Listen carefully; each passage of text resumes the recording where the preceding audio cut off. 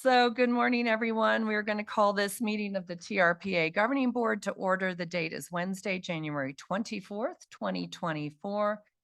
And am I correct? We are at 10:44 a.m. The first item on the agenda is to determine a quorum. Maria, will you call the roll? Ms. Aldine? Here. Ms. Bowman? Here. Mr. Bass? Here. Ms. Conrad Seda? Here. Ms. Dis? Ms. Faustinos? Here. Ms. Gustafson? Here. Ms. Hayes? Here. Ms. Hill? Mr. Honigman? Here. Ms. Lane? Here.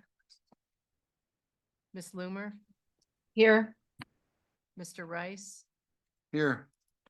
Ms. Settlemeyer? Here. Or Mr. Settlemeyer, I'm sorry. And Ms. Williamson? Maria, we've had two board members join us since you called the roll. Do you want to add their names as well? Let them get seated and So Ms. Hill Ms. and Hill Ms. and Dis Dis. Okay, got it. have both joined the meeting. Thank you. So I will now go over the remote and in-person meeting rules for the day. For the members of the public who are joining us remotely, to observe the meeting, go to trpa.gov and under the calendar header, click on Governing Board Hybrid Meeting for January 24th, 2024. There you will find a link to the public webinar hosted on Zoom. To address board members directly with your comments, raise your hand in Zoom by clicking Raise Hand at the bottom of your screen at the appropriate agenda item. With your hand raised, you will be unmuted by TRPA staff and have 3 minutes to address the board. If you've used the dial-in numbers to join us by telephone, you can dial *9 to raise your hand and be unmuted. For items that are agendized as informational only, we will hear public comment during the general public comment period at the end of the meeting. For items agendized for action or possible action, we will hear public comment before the board takes any action. To remote board members, if you wish to speak, please also raise your hand in Zoom. You will find the hand icon on the bottom of your screen. Remote board members may not use the chat box to make any comments or have sidebar conversations. Please, everyone, remember to mute your mic unless speaking to cut down on background noise. Finally, I would also like to ask that all remote board members turn on their cameras if they are able. Members of the public who have joined us here in person today, please use the sign-in sheets at the back of the room to indicate which item you're intending to comment on. At the appropriate time for the public comment on the agenda item, please line up at the podium to speak. Board members who are in person, please raise your hand if you wish to comment and speak clearly into the microphone in front of you. If you are viewing the webinar on a personal computer, please ensure that your microphone and speakers are turned off to prevent audio feedback into the room. So the next item on our agenda is the item 2, which is Pledge of Allegiance. Vince, will you lead us in the pledge? Over here. I pledge allegiance to the flag of the United States of America and to the republic for which it stands, one nation, under God, indivisible, with liberty and justice for all.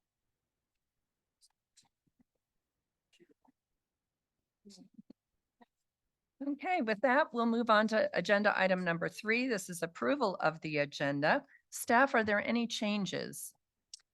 Madam Chair, Julie Reagan, TRPA's Executive Director, no changes. I will note that at the conclusion of the main agenda of the Governing Board, we'll take a lunch break, and then the Regional Planning Committee will start no earlier than 12:45. Just, I know sometimes our agendas are confusing to the public, so I just wanted to clarify. We'll have a lunch break, and then that those not on the Regional Planning Committee are adjourned, although everyone's welcome to attend because it will be fun.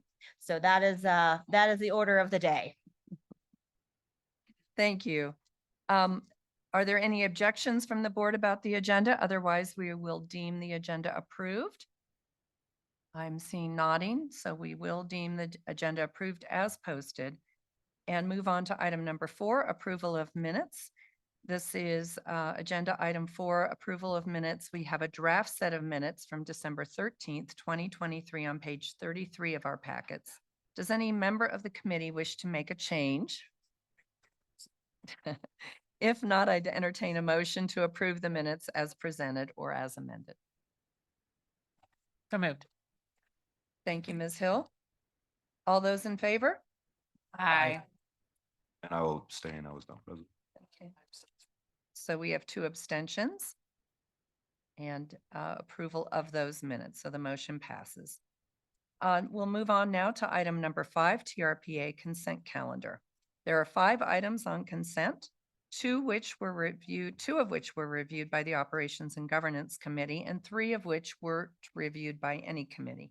As a reminder to the public, after board discussion on this item, you may raise your hand in person to be called on or in Zoom to be unmuted by TRPA staff to share your comments. Wait, may we please have a report from the Operations and Governance Committee? Thank you, Yes. Madam Chair. And we actually did review items 1, 2, and 3. The update of the procurement policy was on our agenda last month, and we are recommending approval of that. We're also recommending approval of the December financials, which were presented by our Chief Financial Officer. And he did mention last month that planning fees were pretty low for this time of year, and that was something he was concerned about, and that those have returned to more of a normal status. So he shared that with us this month. We are recommending approval of the December financials. With regards to item number 2, which is the release of the Tahoe Keys Water Quality Mitigation Fund interest for some matching grants with regards to quality improvement in the Tahoe Keys Lagoon. The committee is recommending approval of this item as well. However, they are recommending that condition number 5, which speaks to should the funds be unused for this particular project, that they be reallocated to another project. And the committee would like to add the words within the Tahoe Keys so that it's very clear that those mitigation dollars, if not spent on this project, would be eligible for other projects in the Keys. And I'll that just- was our only change. If I could clarify, that's on page 105 of your packet. It's just at the very end of condition number 5. Those 3 words within the excuse me, 4 words within the Tahoe Keys would be added to the end of the second sentence in condition 5. Okay. Any questions for Ms. Lane? Okay, then we'll move on to continue on with our consent calendar. Item 4 is the resolution in recognition of National Radon Action Month. Information on this item can be found on page 143 of our packets. Do any board members have questions or comments on this consent item? Not seeing any. Then we'll move to item 5 on the consent calendar is the governing board membership appointment. Information on this item can be found on page 145 of your packets. Do any board members have questions or comments on this consent item? Simply with regret. And maybe it's appropriate that I also welcome Mr. Bass as the new city representative to his first meeting with us officially. Great, thank you. Holding that. Glad Thank to be you. here. Okay, so we'll move on to public comment on this item. If any member of the public wishes to address the governing board on our consent calendar items, please raise your hand now, either in person or by clicking the raise hand button at the bottom of your Zoom screen, or by dialing *9 on your phone, and you will be called on and unmuted by a TRPA staff member. Are there any members here in the room that wanted to speak to any of the consent calendar items? Not seeing any. Anybody online? Madam Chair, there are no hands raised online to comment. Okay. So we'll close the public comment period, and I'd look for a motion with the amendments that were recommended by the Operations and Governance Committee. So moved. Thank you, Ms. Aldine. We have a motion. Any further discussion, comments, or questions? Otherwise, we'll ask Maria to call the roll. Ms. Aldine? Yes. Mr. Bass? Yes. Ms. Bowman? Yes. Ms. Conrad Seda? Yes. Ms. Dis? Yes. Ms. Faustinos? Yes. Ms. Hill? Yes. Mr. Honigman? Yes. Mr. Rice? Yes. Ms. Lane? Yes.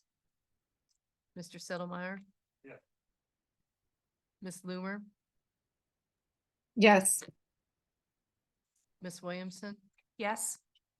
Ms. Gustafson? Yes. Madam Chair, the motion passes. Thank you very much, Maria. We'll move on now to public hearings. This is agenda item 6.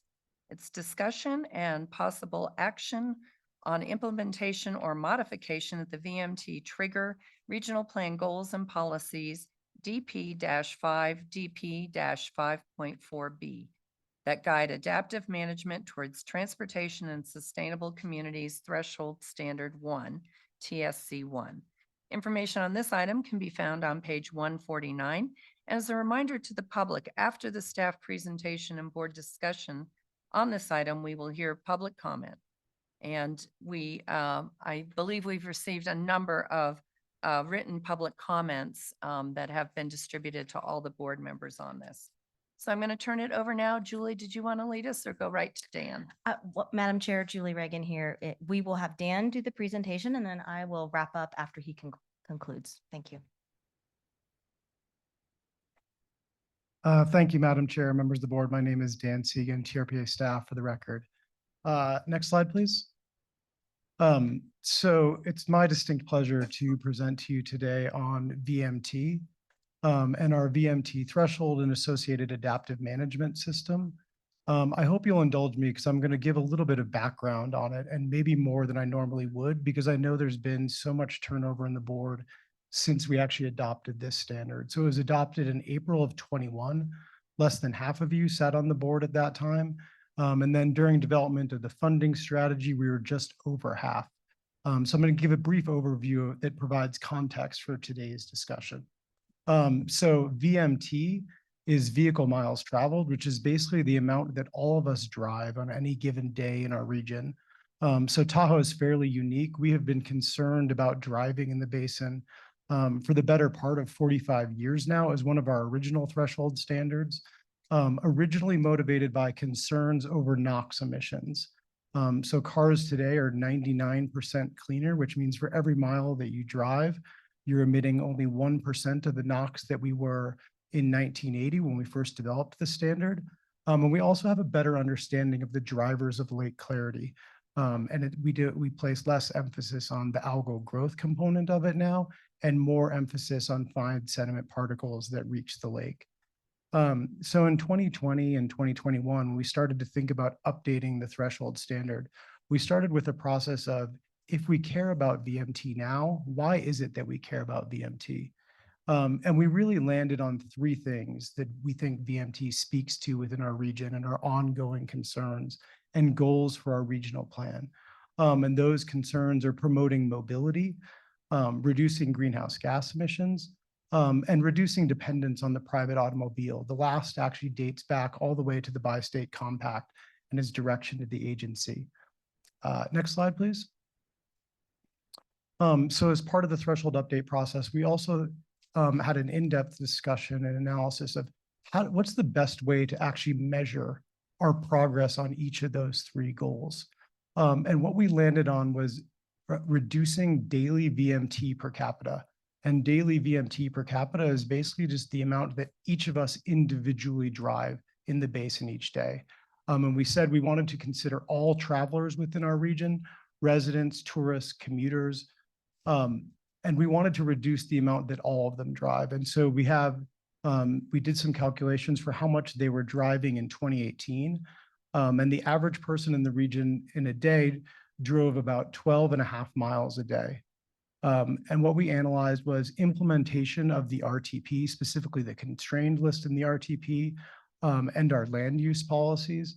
And that suggested that by 2045, we could reduce that by about 1 mile a day.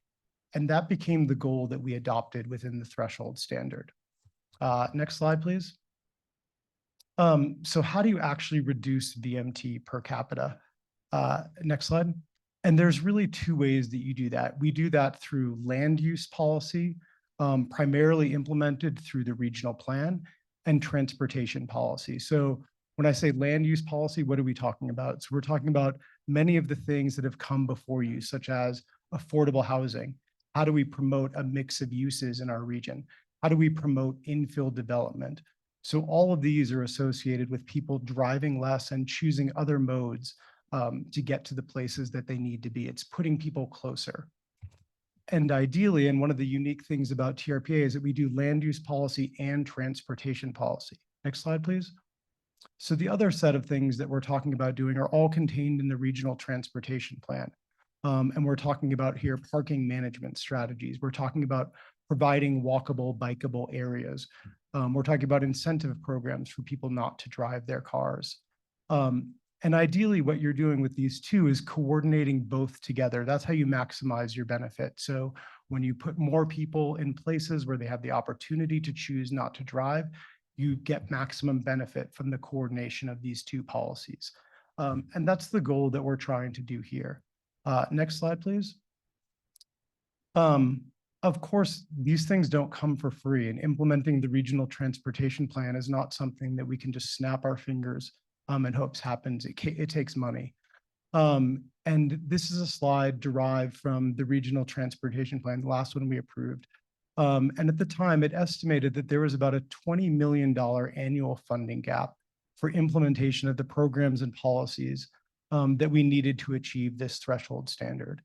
And it set out and said, considering what's going on in the funding space right now, we believe we can start to close that funding gap starting in federal fiscal year 26.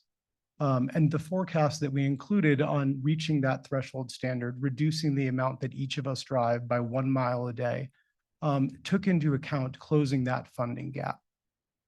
So how are we going to close that funding gap? Next slide, please.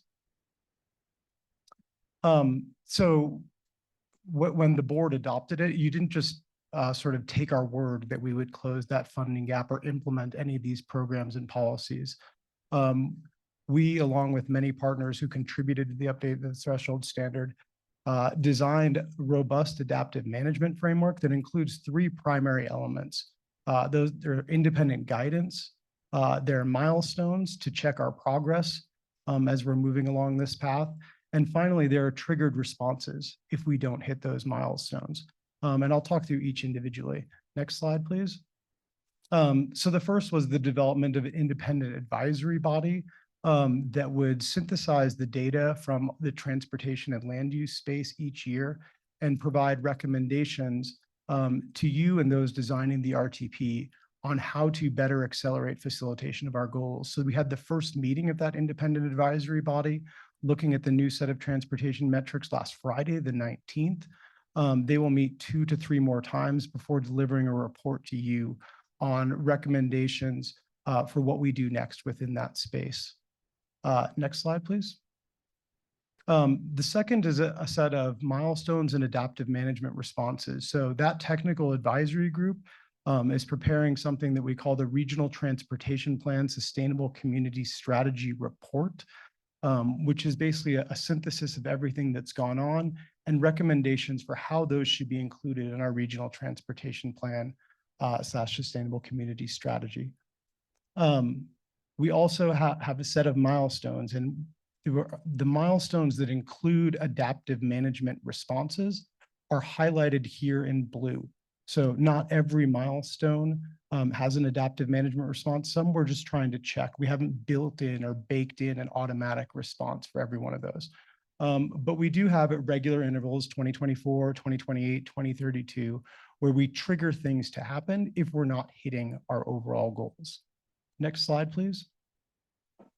And what are those triggers? So these are, again, those different the different triggered responses. So the first one is going to be the topic of our conversation today. That's the funding milestone for 2024. But in the out years, 2028, 2036, 2044, What the milestones are actually linked to reduction in BMT. So you can think of implementation of the plan in two parts. There's funding the plan and then ensuring that we have results and we have checks to make sure that we're doing both. But today we're going to be focusing on the funding milestone. Next slide, please. So the funding milestone is actually two parts. Again, you didn't take our word that we would just start collecting new revenue this year. So the first part of that, we called the revenue milestone was the development of a proposal for how we were going to close this funding gap. And the second part of that funding milestone is implementation of that strategy to close the funding gap. So I'll talk about the first one first. Next slide, please. So you directed us and we adopted within the regional plan a goal to design this strategy and then submit it to each state by the end of 2021. And that proposal is supposed to be how we are going to close this funding gap. Next slide, please. So in order to develop that proposal, we turned to the bi-state consultation on transportation. So this, many of you are familiar with it. Some of you probably sat on it. This was a organization or a group that was convened by CNRA and DCNR and led by the directors of each that met between 2017 and 2022.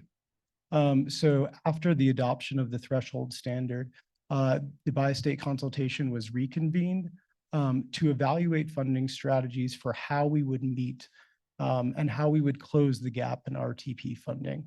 Next slide, please. So they produced a series of reports that evaluated different funding options or different vehicles through which we could close that funding gap. Those reports are linked to in your packet. Hopefully some of you had an opportunity to see them before today's meeting. Some of you may remember them. So they evaluated each of these. Next slide, please. And ultimately arrived at a strategy called the 777 approach. So when the meetings first convened, there was a lot of talk of a single source of revenue that may be able to close this entire funding gap. And where the consultation finally coalesced around was an approach really modeled after the environmental improvement program and the success of that program here. And it said, okay, if there's a $20 million gap, we will divide those shares up between the individual contributors or the individual sectors. And we'll say, we're going to ask for the locals and the private sector to raise 7 million more each year. We're going to ask for the two states collectively to raise 7 million more each year. And we're going to ask for the federal partners to contribute 7 million more.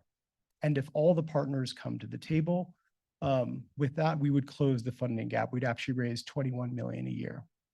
Next slide, please. So board members both served on the bi-state consultation, and many of you remember the board was also briefed on it numerous times during its development. So these are the meetings that happened in between the adoption of the threshold standard and after the bi-state consultation was reconvened to develop that strategy, and prior to that strategy's formalization and movement forward. So we had 5 committee hearings of the committee that I believe has been renamed now. So this is the Environmental Improvement and Transportation Committee. And then we had 2 full board briefings. The last full board briefing was where we asked for your direction on if we should bring this forward to the Nevada Legislative Oversight Committee and ultimately to the Nevada Legislature. That's the meeting in June of 22. Next slide, please. So this is the commitment letter from the head of DCNR and CNRA. On the left-hand side, that was also presented at the summit to this 777 strategy. And ultimately the submission to the Legislative Oversight Committee that led to ACR 5 within Nevada, which is a resolution of support for the funding strategy. The funding strategy was also, there was resolutions passed in support by the city of South Lake Tahoe and Placer County as well. Next slide, please. So all of that is sort of, that's the preamble to the actual funding milestone. That's the proposal to raise the money and where we stand with it. But now we're talking about the funding milestone. So next slide, please. Oh, so this is, I'm glad people laugh. So I've been told VMT is an incredibly boring item, and the nuance of the administration related to an adaptive management strategy is even more boring. So this is the attempt to liven up the presentation and ensure that you are still awake. As I just said, so the proposal is one thing, but this all comes down to dollars, right? We're actually trying to raise money to move transportation projects forward in Tahoe. So how did we do with this funding strategy? Can you show me the money? So next slide, please. So this is the funding secured by the partnership in the first year of 777. So 777 is using a financial fiscal year timeline, which is what we use to within the RTP planning process. So you'll remember the RTP said we should raise money starting in fiscal year 26. The bi-state consultation accelerated that forward by 3 years and set the first target for closing the gap in 23. And what you can see is the partners exceeded the target dollar value, 21 million, by $2 million. And so that's where we stand in the funding of the closing the gap for this year. Next slide, please. So why are we here today? If we close the funding gap, why are we having this conversation today? And why are we presenting you with the options and asking you to weigh in? And I think a part of that is a difference in expectations between when we originally adopted the trigger and where we are today. And myself and other partners who've discussed this have tried to come up with an appropriate analogy to explain the difference. And this is the one that came to me last night, so I don't know if it's fully vetted. But my best attempt to explain the difference is when we originally wrote the trigger, we were dreaming of an ongoing funding source. We were dreaming of having a hen that would lay us an egg every month or every couple months. And instead, where we are today is we've got a carton of eggs. We've got our first year carton of eggs, and we've got a commitment from many of the partners to go back to the store and bring us another carton. And functionally, those are not the same thing. And that sort of frames the discussion and where we're asking you for guidance today of how do we deal with this difference in where we are today and where we expected to be when we originally wrote this. Next slide, please. And so we've laid out 3 options for you that hopefully we've described reasonably well within the staff summary. And I think, you can think of those options as, so the first option is take action on the trigger. So this could be, it's written out as we could evaluate the trigger as written, say we don't have a hen that's laying us eggs continually right now. That's what we expected. And you would pull the trigger. You could provide us with direction to update. You could say that we, in light of the changes in the funding strategy, we should change the regional plan language that guides adaptive management towards this, and we should revisit the trigger. That's the update option.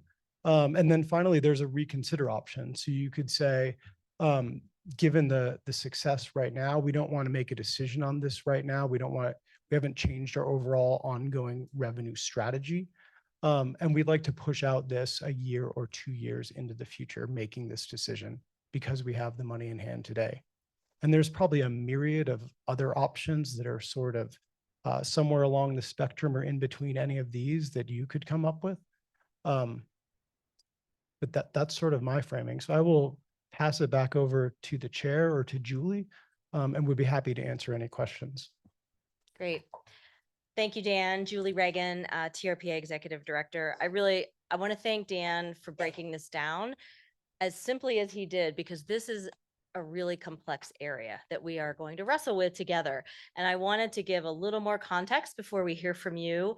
I want to acknowledge this is the first time that you all as a full board have really dug in deeply into this area. We've all talked about it in different meetings over the course really of the last year. And we have in earnest been working with stakeholders, members of the community over the last 6 months to try to sort our way through this. But we felt like it's important to hear from all of your different perspectives and talk about these 3 options.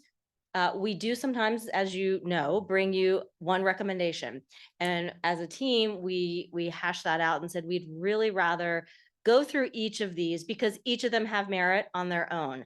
And I want to acknowledge a few things about option 1 and taking action on the trigger. There are stakeholders who feel like that was what we agreed to, and we all worked really diligently back in 2020 and 2021, and we need to honor that commitment and move forward. And that's a legitimate concern.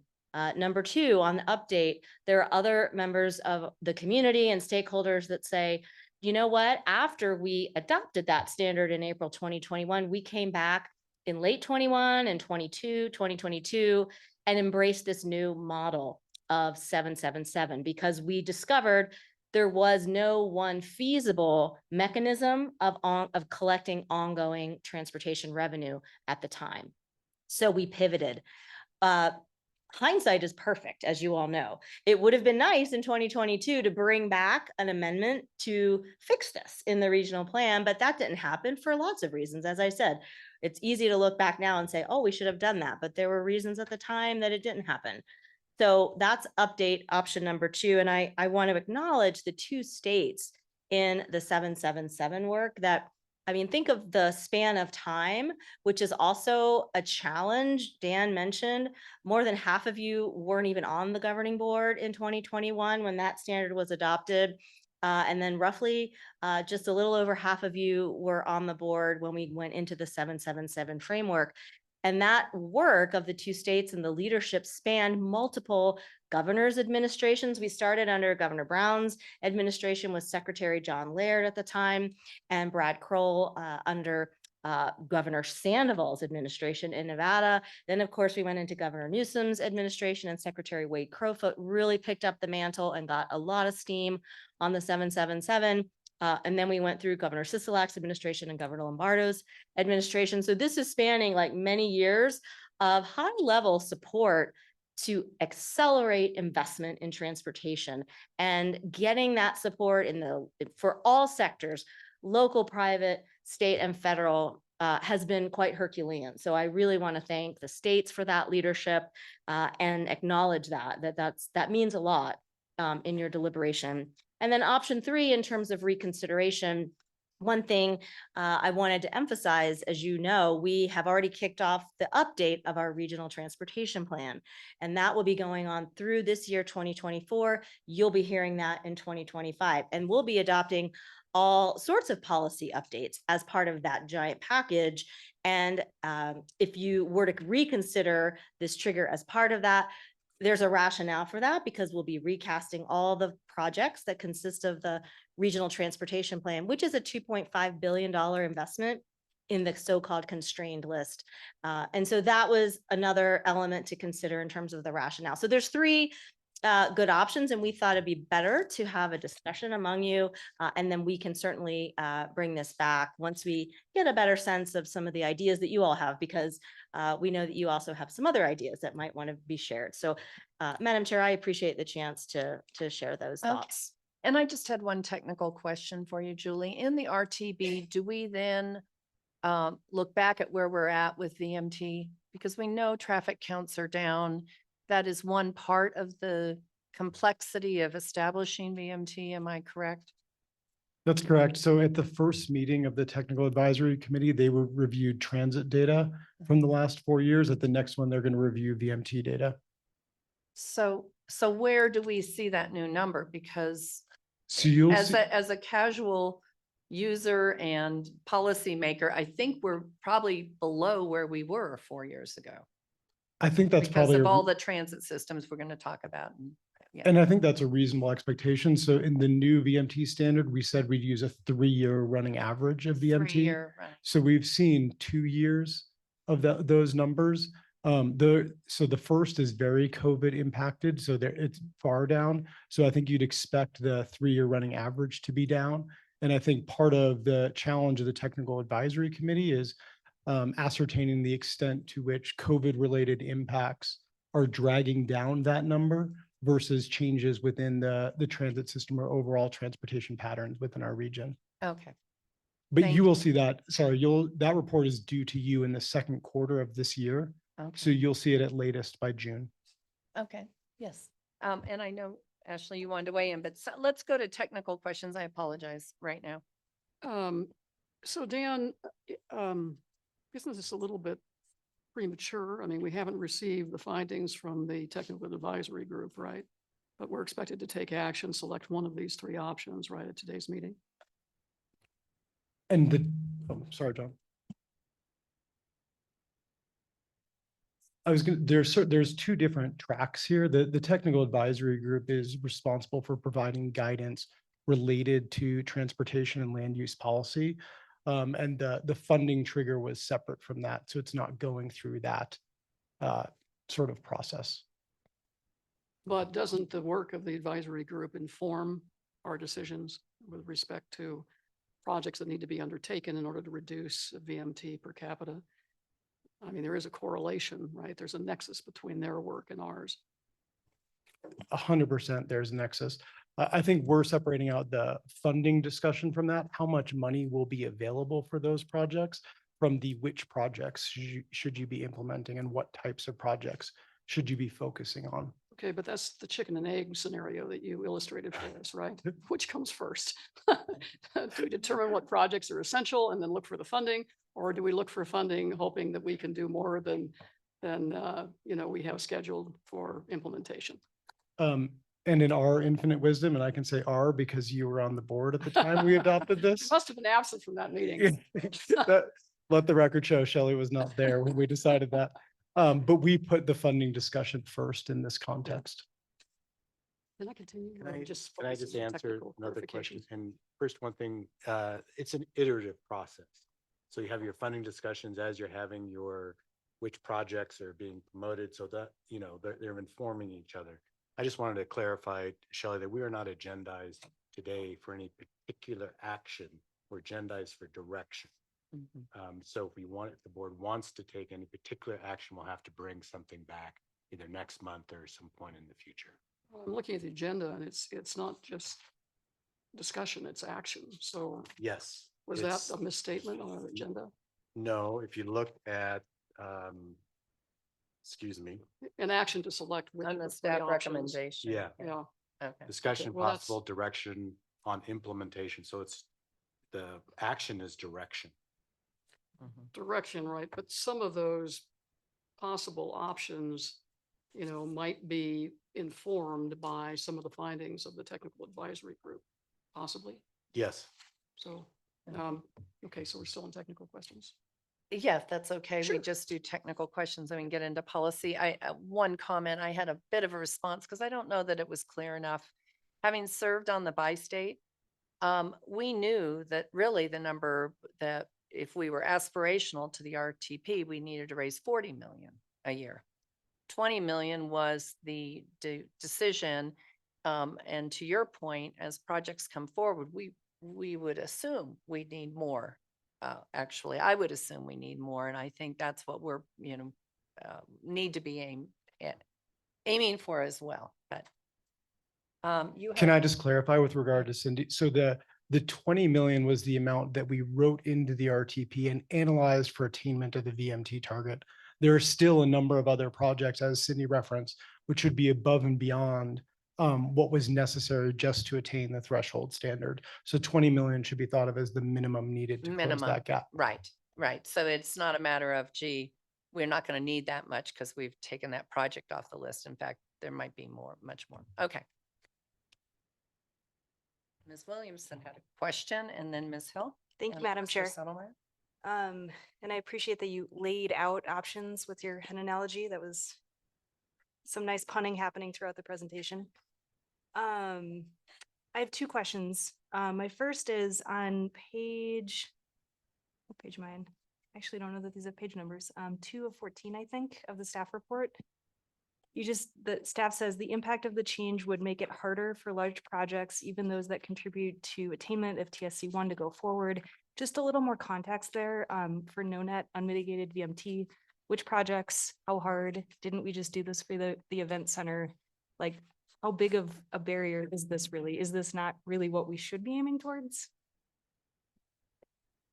So the project like the event center wouldn't be impacted by this change. So the new standard or the new way that we evaluate transportation projects evaluates impacts based on project types. And so large commercial or recreation projects, once they are over 1,300 VMT, they're required to be no net VMT or no unmitigated VMT. There is no change for how those projects will be evaluated. This trigger would hit 4 different project types. So it'll hit public service projects. It hits mixed use projects. It hits residential projects and hotel motel projects, tourist accommodation units. The way that it would impact those projects and why we wrote that it would impact large projects is we evaluate transportation projects much like many others do, where if you are deemed a small project, and we call those under the screening limit, you just pay a fee and move forward. So we're not overly burdening you with a VMT analysis for your single family home or the duplex that you're trying to build. Once a project reaches a certain size, for us, it's above 1,300 VMT within a town center, 700 outside of a town center. We apply what we call standards of significance, which within this framework are 15% more efficient than projects on the ground in your jurisdiction today. So if you're proposing a project in the city of Southlake, we look at average residential VMT within the city of Southlake today, and we say you need to be 15% more efficient.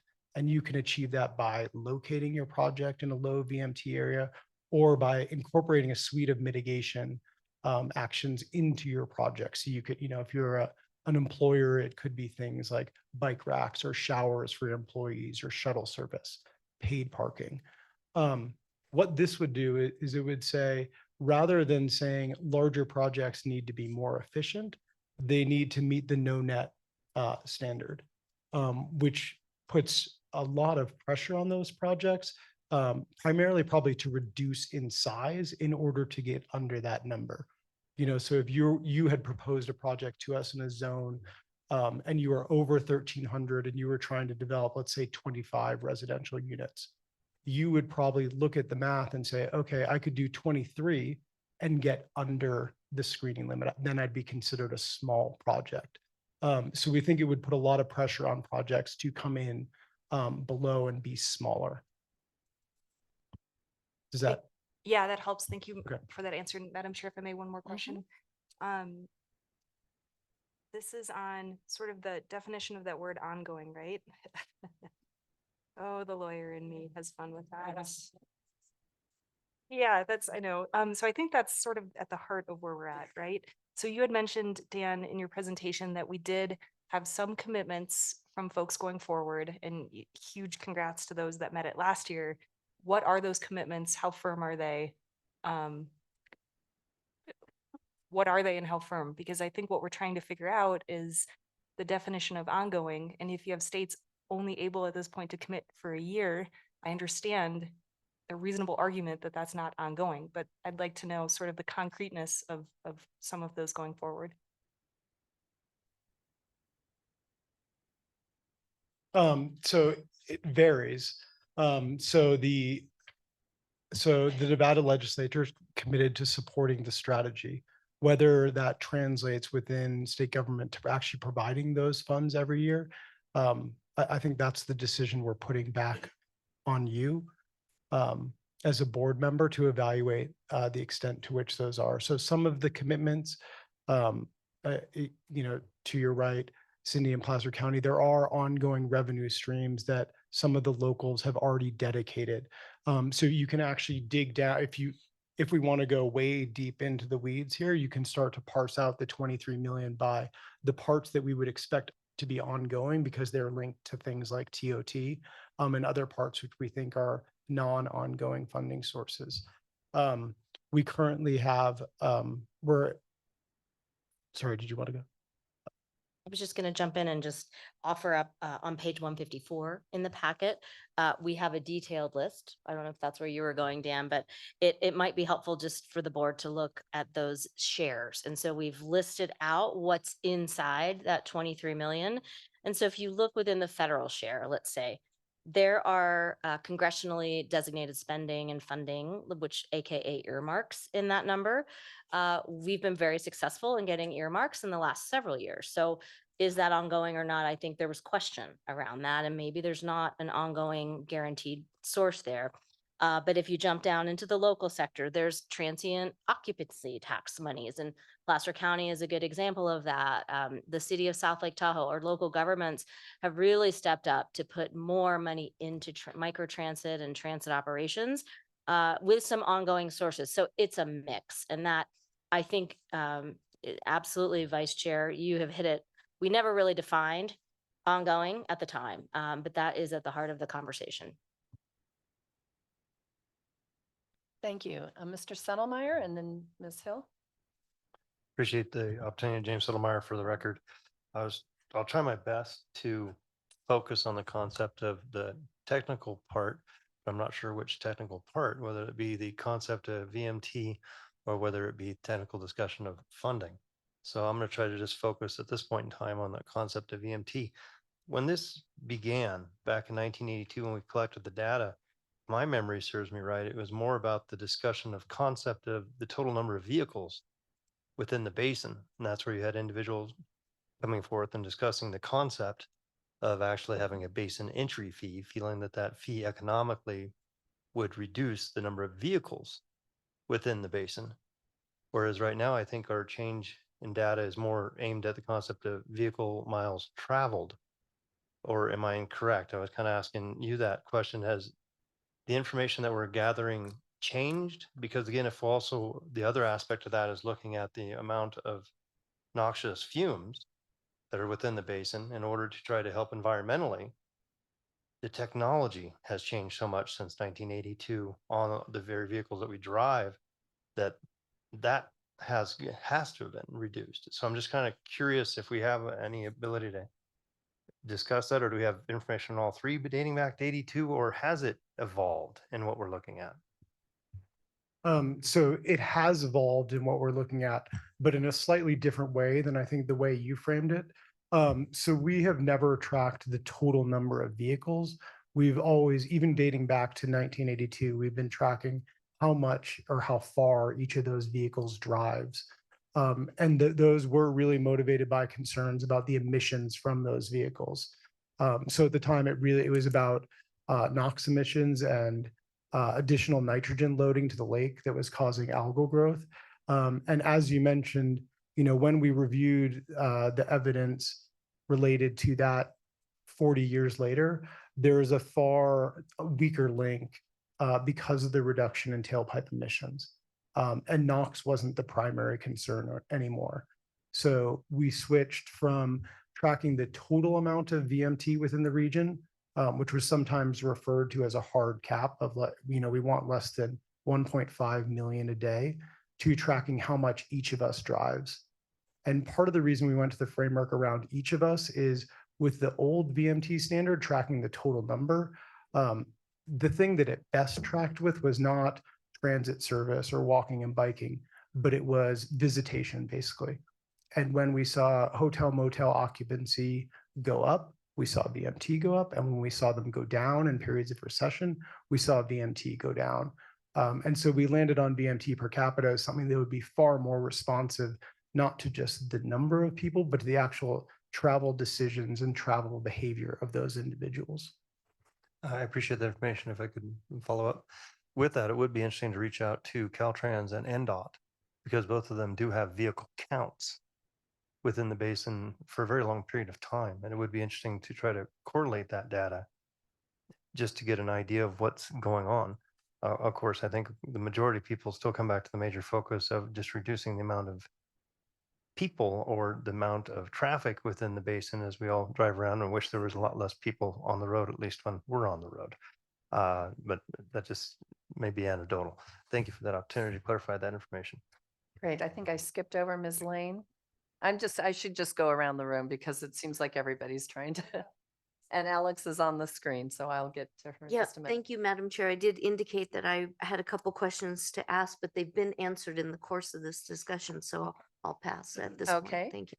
Ms. Faustina's? Okay. Same for me, no questions. Ms. Conrad Sadra? Going on top. Okay, Ms. Hill? Thank you, Madam Chair. There's just an allocation for Washoe County that's not in this spreadsheet, so 400,000 towards. Yeah, exactly, towards microtransit. So that is missing in the spreadsheet. And I just want to make sure that that change is reflected in the future. Perhaps only part of it because it's not for the full year, but anyway, that would be helpful. And then I guess what I'd like the board to hear is context, because I was part of not all of these discussions, but I was part of, I was elected in the end of 2020. And so I started in 2021 on this board. So as part of many of the discussions, and there was a concern about who will take the money. If there is someone if we all have to pay into something, who will take the money? And that was a big discussion that came to this board that was never decided. And so I feel like that needs to be in the mix, whatever today's discussion is because we have TTD, we have an organization that does do transportation and that could put those dollars to good use on our transit tomorrow. And certainly we are working on the TTD board to find sustainable funding. And we're having a retreat in February to discuss that. We were able to get operation funds from the state of Nevada for the first time ever from the last legislative session to support TTD's activities, because the governor and the legislature saw how important transit was. And so the next step is that, sustainable revenue, whether it's sales tax, whether it's increase in TOT in different jurisdictions, all of those kind of things are on the table. But I think that also needs to be out there so we can have that discussion, because the idea of ongoing, I think the idea was that we were going to have a bank account that we're all putting money into. And we just never decided how we do that or what it would look like. And so I think that we need to also have that discussion today. Okay, I'll come back. Ms. Seda? Ashley, can I? Oh, go ahead. I just wanted to clarify. So the Washoe funding, I believe, is a fiscal year issue where it was secured in fiscal 24. And No, oh, it went to the board as part of ARPA dollars before the Okay. end of July, but I don't know if it applies to the transit. Andy would have to tell me what part of that 400 applies to the transit in what fiscal year, but I just want to make sure that that is an additional allocation. Well, I don't know if it's a full 400, but that should be in that accounting. thank you. Okay. Okay, so the technical things, one is, it would be really helpful to have a list of pending development that, could be coming to us that would be subject to the no net or the net zero VMT mitigation. Just to get a sense, because, we allude to the fact that large projects would be impacted. You allude to maybe how developers would react, but actually understanding what projects we're talking about would really, really help the discussion. So that's one. Two is that, to achieve the RTP, there are multiple, triggers or milestones along the way. And so it'd also be helpful to put this in context of how we actually achieve the RTP long term. And if we just decide, for example, to reconsider in 2025, what will the world look like in 2025? Will anything be different from where we are today, right? So what's the projection of skipping why would we skip 2 years based on what's before us and what we already have, and then what's coming next in the RTP? So those two pieces of information, I think, would be very, very helpful in the discussion. Thank you. Ms. Dis. I have probably more questions that fall outside of technical into policy, so I'll reserve those for later. But on the technical, and Member Williamson brought this up a little bit, but on the actual wording of the goal and definitions, on the second goal, DP 56A, where it says no net and mitigated VMT except for deed restricted affordable and or workforce housing. Could you remind me, does that workforce housing definition that we are using here at TRPA encompass what we're now just have been discussing lately in terms of achievable? Or would this really only apply to affordable in terms of like the federal definition? Good question. What we've been dealing with to date, like in the Mhm. phase 2 housing, was deed restricted housing, which includes affordable, moderate, and achievable. Right, but this Okay, specifically says this- deed restricted affordable. This says deed restricted affordable. So I think read very closely, that would be only what meets affordable. Workforce Mhm. is, I think, within the meaning of this, another category, Mhm. which, generally, and I don't think we have a specific definition for workforce, but I think generally it's meant to include workers. You're providing housing for workers in the basin. Okay. And that's relatively loose, whereas deed restricted affordable is that's set to the criteria Mhm. that we define in the code. Okay. If I could add to Yeah. that, John, I think it would be, when you all finally get to the point of giving us direction, I think it would be good to translate that to we've got moderate, achievable, et cetera. The other part I think it would be good for you to direct us to work on is not all housing projects are just housing projects. As you know, we have some mixed use projects that are including housing, so we should look at those and how those get treated with the trigger, and maybe even some critical public facilities, but that's for a little bit later in the discussion, but I think that's part of what you're getting at in your question. Okay. And then secondly, in the original agreement, policy, however you want to frame it, for this second goal, was there any discussion either on the record or that you all recall as staff as to who would make the determination? Are we the only ones who can make the determination that we have not met it, or is it ambiguous? What's if milestone established is not attained, who decides whether we have attained it or not? We had talked about that inside. I think it's definitely TRPA, and the question is whether or not there's should it be the executive director or the governing board? I think in our conversations, this is an important enough decision that we thought it should be addressed by the governing board. But as you say, there's not a express delegation either to the governing board or to the executive director. To clarify, I'm not trying to get out of any work. I'm just a lawyer. I think that's it for technical questions for me. Thank you. Thank you, Mr. Bass. Yeah, thank you, Madam Chair. I'm trying to get my mind around the local match, and it's showing we're 819,000 short from the local match. And then when we go down to see the different local contributions, most of it is all transit, except we do have the Kale Complete Streets, both in Douglas County and the private sector. And I'm wondering, how are we determining which projects can be shown? I was part of the 777 thing, more on the TTD side of it. And we, at that time, I think it was a 39% match the city was looking at having to make. And we did have that amount of projects that, from what I was being told, would, whether it was the All Tahoe mobility project, we had quite a few of them that would have been able to show that match and make the local match possibly not show a deficit. So just trying to get my mind around how it's picked from what is able to be in there. Good morning, Nick Haven, Transportation TRPA, for the record. Great question. And I think we stuck to a pretty straightforward methodology when assessing the 777 contributions.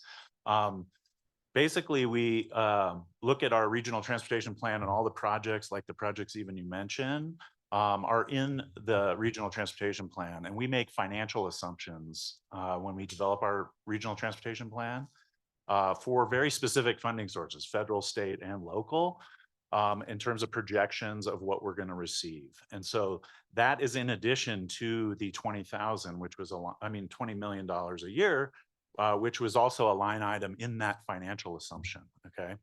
And so it's a test that we do in terms of the funding source that funds a project in the RTP. If that is specifically listed as a assumed revenue stream, then it does not count as new money, right? Because we're talking about new revenue above what was assumed. And so in certain cases, like some of those projects you mentioned, some of those were assumed from local dollars from the city. And so they didn't quite make the cut. I mean, it doesn't take away from the fact that local governments are generating funding for these projects. It's just kind of how you have to slice it to consider it new money above and beyond what was assumed. That's all. Thank you. Did you have a question, Ms. Bell? Yes, I do. Thank you, Madam Chair. I'm not sure if this is a technical question or a policy question. However, Secretary Aguilar would like some additional clarity on the basin entry fee and how specifically the decision was made to put that on hold. Did you want to take that on?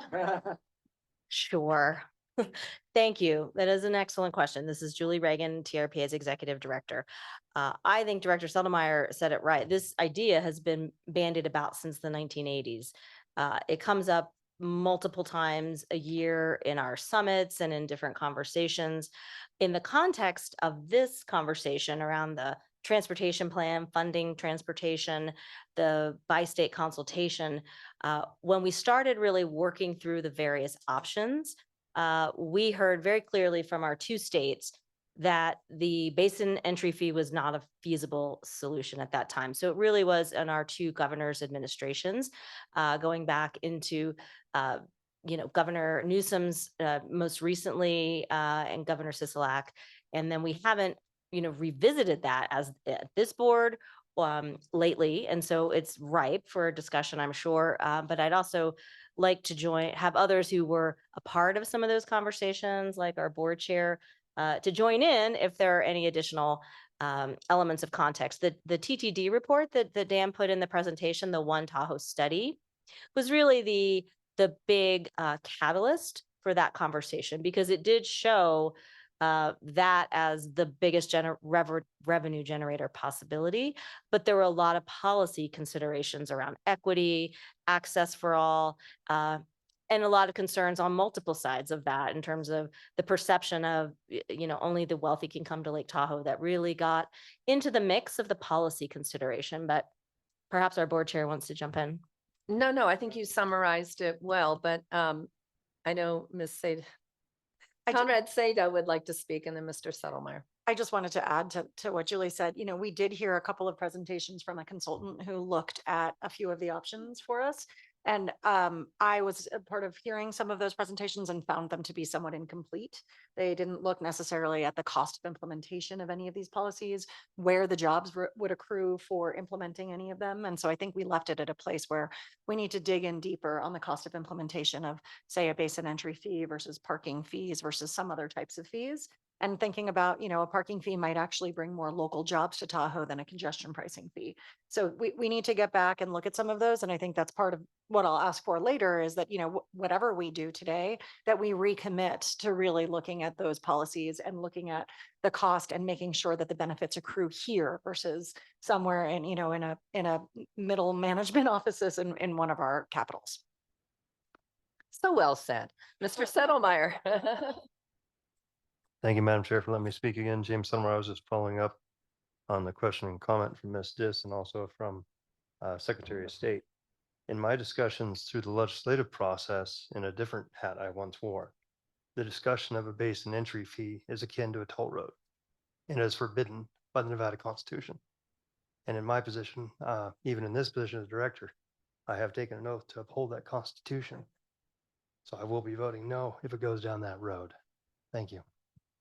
Okay, I know we've gotten away from a bit of the technical, but it was an excellent question, Mr. Bass, because Ms. Loomer still has some questions Yeah, and go Mr. right ahead if Rice. she would like to go. And I just, it was actually somewhat related to the basin entry fee. Yeah. And the only reason, Yeah. since it's been brought up, it was just a technical question for Mr. Marshall. The bi-state compact of New Jersey and New York is dealing with a very similar situation. And I'm wondering that with that movement happening, and I know it's possibly going to the Supreme Court or is going to the Supreme Court, would that actually change our ability to look at a basin entry fee if what New York is trying to do to the folks in New Jersey was to be allowed through the Supreme Court? Would we not hold that same authority through our bi-state compact?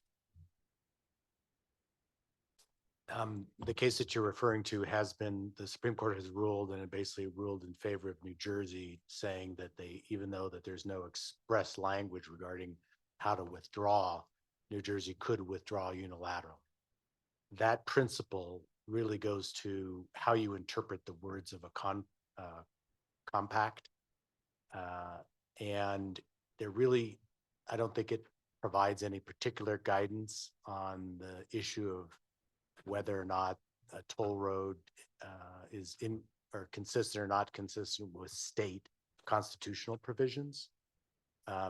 So that's more of interpreting those provisions themselves. And you've heard from the state of Nevada's representative what he strongly believes. Thank you. Mr. Rice, do you have any, or I'm sorry, Ms. Bowman, did you have further questions? Okay, Mr. Rice? A couple of observations. I've attended a couple of events at the new event center. And at the end of those events, I've been looking to see where the people go. Do they go into the parking lot or do they walk down the street to the casino core? And it's been my observation that the bulk of the people are going to the casino core and then spreading out and taking the free available transportation. So I'm not certain that we have a problem with VMTs when it comes to the casino core or the event center. And on a more personal note, should I ever vote for an entry fee, it's going to ruin a beautiful marriage. Thank you, Mr. Rice. Okay, Ms. Loomer, I think you've had your hand up and been patient. Thank you. No, appreciate it. I just had a couple of technical questions and I can save my other comments for the discussion later, but wanted to first just second Ashley's request for the list of projects. I think that would be really helpful going forward. So would love to see that.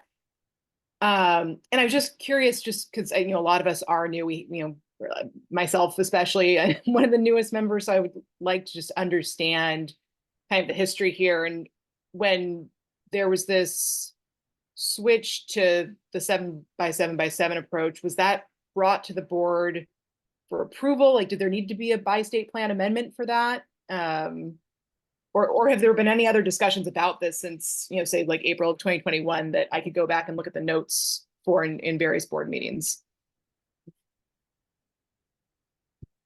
Tracy, can you go back a couple slides? All the way to the board engagement slide, I believe. Right there, right after 777. So this is the list of times that the discussion went either to committee or to the governing board. So the committee ones, you'll see if you go back and look through the notes, and you'll find those notes in the board meeting following that meeting. So, if you're looking at the July 29th one, you'll want to click on the August board meeting. And so there'll be report outs from that committee on those discussions. The board discussions in both September and then June, September of 21 and June in 22 have notes within the overall board discussion notes. The June 22nd item was brought to the board similar to the item today for direction. And the notes indicate in the recording that it was a head nod of the board to move forward with presenting 777 to the Nevada Oversight Committee. So was there any vote? Like, was there actual like approval of 7x7x7? Did there need to be? Was there a by-state plan amendment, or was it more discussion? There did not need to be a vote. It wasn't, quote, adopted by the governing board. It didn't need to be in order to be submitted as the kind of basin stakeholder strategy for funding for the RTP. And when Dan says notes, I think you mean minutes, just to clarify that on the record. And let's see, I think there didn't need to be a basin plan, regional plan amendment in order to move the funding strategy forward. Got it. Okay, that's helpful. And then just one last question. Director Regan had mentioned there's been various stakeholders advocating for the update option. I haven't heard from any. I'm just, hopefully they're in the room today, would be interested to hear from them, or if you know groups specifically that have been advocating for that, would love to hear from them. Yeah, thank you, Member Loomer. I think let's hear public comment, and then I'd be happy to amplify that after public comment, if that's okay. Perfect. Yeah, thank you. Okay, and Ms. Aldine, you had one more technical question. Ms. Aldine? Yes, thank you. I just, this is really not a question, it's more of a statement. I'm going to channel Daniel Webster here for a moment. The definition of ongoing is continuing or still in progress. So I think we do have some flexibility in terms of how we interpret ongoing. Okay, good to have a dictionary and a minute reviewer here. And I had one other technical question that I didn't mention before. So we talked about screening out project by project, and then, or analyzing project by project, and then looking at, how a project might come in under that. I guess, and maybe this is more the policy, at least in our jurisdiction, and I think as a member of this body and my board of supervisors, transportation is really regional solutions. And asking each various property or project to run shuttles to nowhere and duplicate services does not make sense. And so I just want to make sure we continue to look at this as can jurisdictions credit, and all of you have heard me say this before, as we secure funding in a broad basis to implement strategies for micromass transit and others, that is credited toward a certain amount of capacity of VMT that we can use. Because I think it's going to be much more effective for us to find these solutions on a regional basis than project by project and everybody having their own shuttle buses. Yes, and that prompted Ms. Hill for another technical. I love your point, Madam Chair. I think that just even the question of us securing funding to do the study from Crystal Bay, the trail from Crystal Bay to Incline Village, that's a big deal. It's going to take a long time to implement that. If we're going to wait until the funding is there, but then we're doing all of this work and, we're expending money and, securing federal dollars. I'm just wondering how much of this, we can, yes, take credit for while we're securing, because I think that I just felt like I had to get it on the record. There are organizations that are implementers in the basin, TTD, we are actively speaking about securing ongoing funding that is, that is a dependable funding source year over year. And so I also just want to make sure we were crediting that organization for doing. So with that, I want to go out. I think we've answered technical questions. I appreciate the board's patience and the public's patience. We want to go now to public comment, and then we'll come back to the board for the policy discussion. So with that, if there are members of the public in the room, will you raise your hand or come to the podium? Mr. Teixeira, I think Ms. Holloway wants to speak, and others. So go ahead and make your way to the front. We'll go there first. Those of you on Zoom, please raise your hand in Zoom, and you will be called on after we complete the public in the room. Thank you. Thank you, Madam Chair. For the record, Steve Teixeira on behalf of the Lake Tahoe South Shore Chamber of Commerce. We support option 3 focusing on what you're talking about today. There's lots of issues brought up here, which are important discussions. But as Mr. Segan said, you can't snap your fingers and have all the funding we need. And it takes time, as several of you are noting. We also concur with the idea of looking at this at a regional level. You can't do it jurisdiction by jurisdiction. It's necessary to fully fund the RTP, but that's going to take time. And I'll give you a private sector example here. So wearing one of my chamber hats, I serve on the board of the South Shore Transportation Management Association. And we are looking at a more equitable way to get more businesses, particularly within the city of South Lake Tahoe, but also in Douglas County, to be able to contribute to microtransit. And so in part, particularly on the California side, where you have the law that allows you to do business improvement districts, we're looking at the possibility of either adding an overlay to the existing tourism business improvement district or a companion piece that would be a transit business improvement district so that more businesses can contribute, and that would increase the private sector share for transit. The process under California law takes about 2 years to set up a BID. So what we're saying in option 3 is it's premature today to pull a trigger. You're having an important discussion. And we also like this opportunity because it's going to give more of us time to get funding in place. Having said that, I don't think it's fair, with all due respect, to put the onus of this on individual development projects, because they don't have control over when it goes over 100 degrees and we get flooded with people from Sacramento or from Nevada. We don't have any control over that. So why should you put it on individual development projects to be the ones who pay the price if we don't make the goal here? I don't think that's fair. We don't think that's fair. There was an interesting discussion yesterday at the Oversight Committee when Ms. Reagan was there, and the chair of the committee asked how TRPA prioritizes its environmental thresholds. And Julie gave the appropriate answer, which is we harmonize. But if you tag development projects that come forward in the future with a burden of doing this non-VMT mitigation, you might be losing projects that contribute to scenic. You might be losing projects that contribute to water quality. You don't know that. So what you're doing there is you're saying, well, it's really this VMT thing that drives everything else, and the heck with water quality and scenic and all those other things. So you wouldn't be harmonizing. You wouldn't be harmonizing. So that's pretty much what I wanted to say today. We'd have lots of other comments, but I think in terms of today and the discussion should be you're giving direction to staff to go with option 3 as opposed to 1 or 2, and let them come back with the appropriate amounts of information that you have all asked for today. So thank you.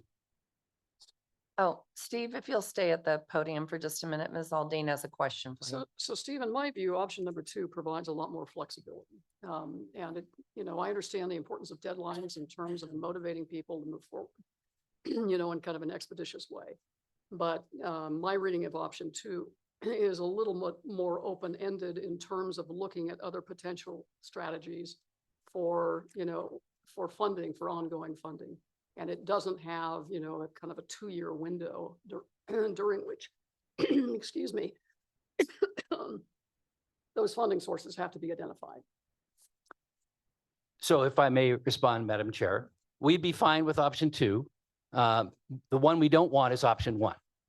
So if the board has the votes to go with option 2, we're not going to jump up from the back of the room and say, don't do that. Okay, thank you. Thank you. Any Mr. other questions? No, I think that's right. fine. Thank you. Ms. Holloway?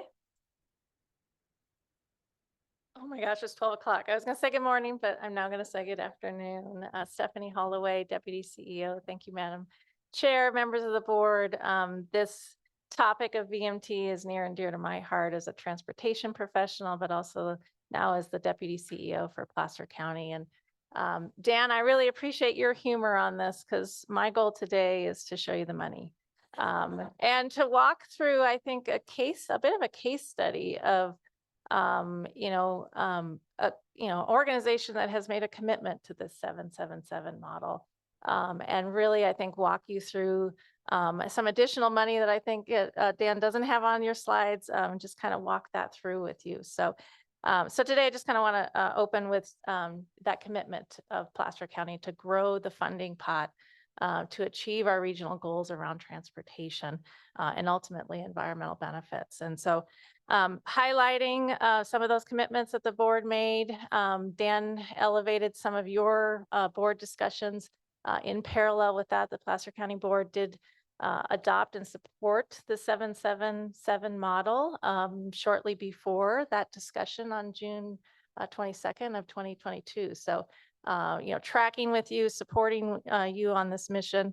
The board also did approve an MOU to support TTD and the work that TTD is doing around implementation just in July of last year. So again, ongoing revenue to help support implementation of the projects.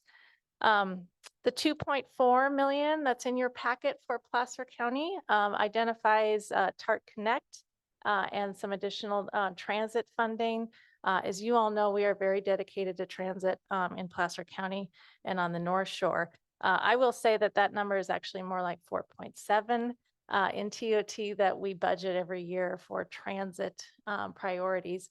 Understanding that the 2.4 is, as Nick said, really focused on new money through this program. So just wanted to elevate that additional commitment.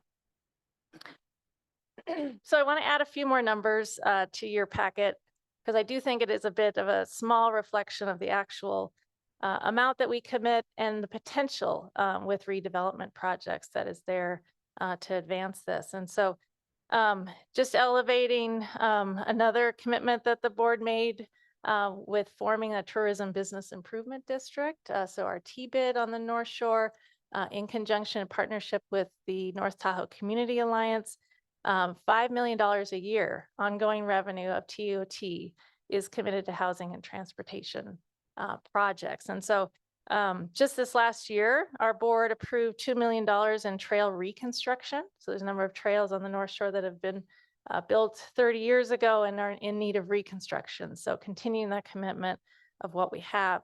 $5 million over the course of 3 years through the sponsorship program dedicated to a number of transportation projects. And I'm going to mention them because they will be familiar to you. So support for our transit priority lanes on Highway 89 and 267, parking management in Kings Beach. These are all projects that we're actively committed to and working on. The Kings Beach Western Approach Roundabout Project, our Tahoe City Mobility Enhancement Project, expansion of TART Connect even over and above the 2 million. There were additional dollars committed to that. And then innovative projects like workforce housing van pools. A number of our employers came to us and said, we want to partner with the TMA on the North Shore to elevate van pools for employees from our regional growth centers like Reno and Carson City. So the VMT metric, as you know, is directly connected with our land development process and with the projects that we're all talking about in the region. The TOT dollars, the T-bid dollars, the transportation fee program dollars, and even development agreement dollars are all connected to that as well. And so I think just, keeping in mind that, as we're growing this pot, we need to also be supporting those projects that bring redevelopment, environmental improvements, but they also bring dollars for transportation. And those are ongoing dollars that the board is committed. So my ask today is for you to consider continuing the 777 model and the current VMT metric of VMT per capita. We do feel like it's working. And I hope I provided you with a case study of really what it looks like for an organization to really lean in on that commitment and to find that funding. I would say that, Placer alone right now with all of those commitments is probably close to, if not exceeding, the $7 million that has been identified locally. So I say that humbly. I think, our board is definitely committed, as I've said, and we're here to support you in this mission. We are actively implementers ourselves working on projects. And so those funds are critical for us to move those projects forward as well. So thank you so much. Next. Mr. Feiger, thank you. Good afternoon. Gavin Feiger, behalf of the League of Save Lake Tahoe. I have a few notes here, try to cover a few things. It's been a long discussion. We only get a few minutes. Good job, Dan, summarizing about a year and a half of work. They created this system that we are now here talking about. It is very disappointing and frustrating to be here today having this discussion, straight out. The discussion has been great. It should have started a year or 2 years ago. We've been asking all year, TRPA staff, to bring this to the board, to bring this to you guys. It went to committee once, and now we're here. It should not be a decision, to Ms. Diss's point. There's no action that was needed. It was supposed to be an automatic trigger and an automatic response. All this stuff about 777, the money coming from here, the money coming from there, who's adopted what, that has nothing to do with the trigger that as it was written and the response that's required today. That was required at the end of last month. We have a goal to reduce VMT. The only way to do it is by implementing the regional transportation plan.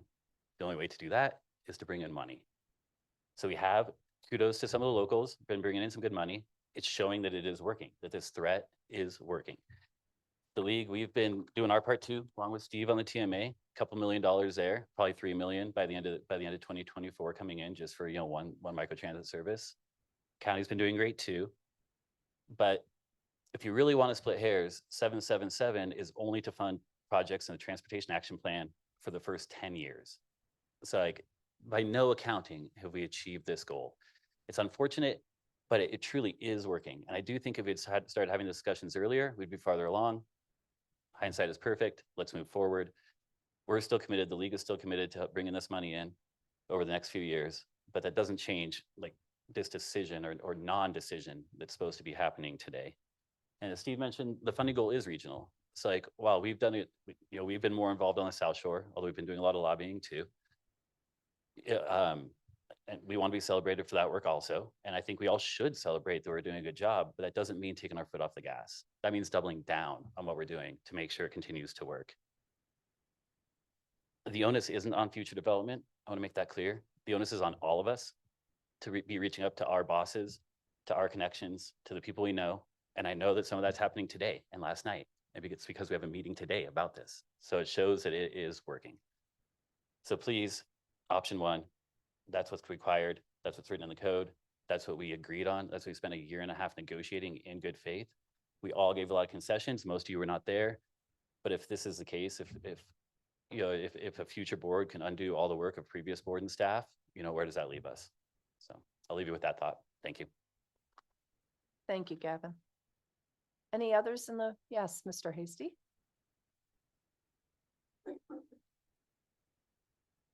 Good afternoon, Carl Hasty. I'm the district manager of the Tahoe Transportation District. I really appreciate you all tackling this.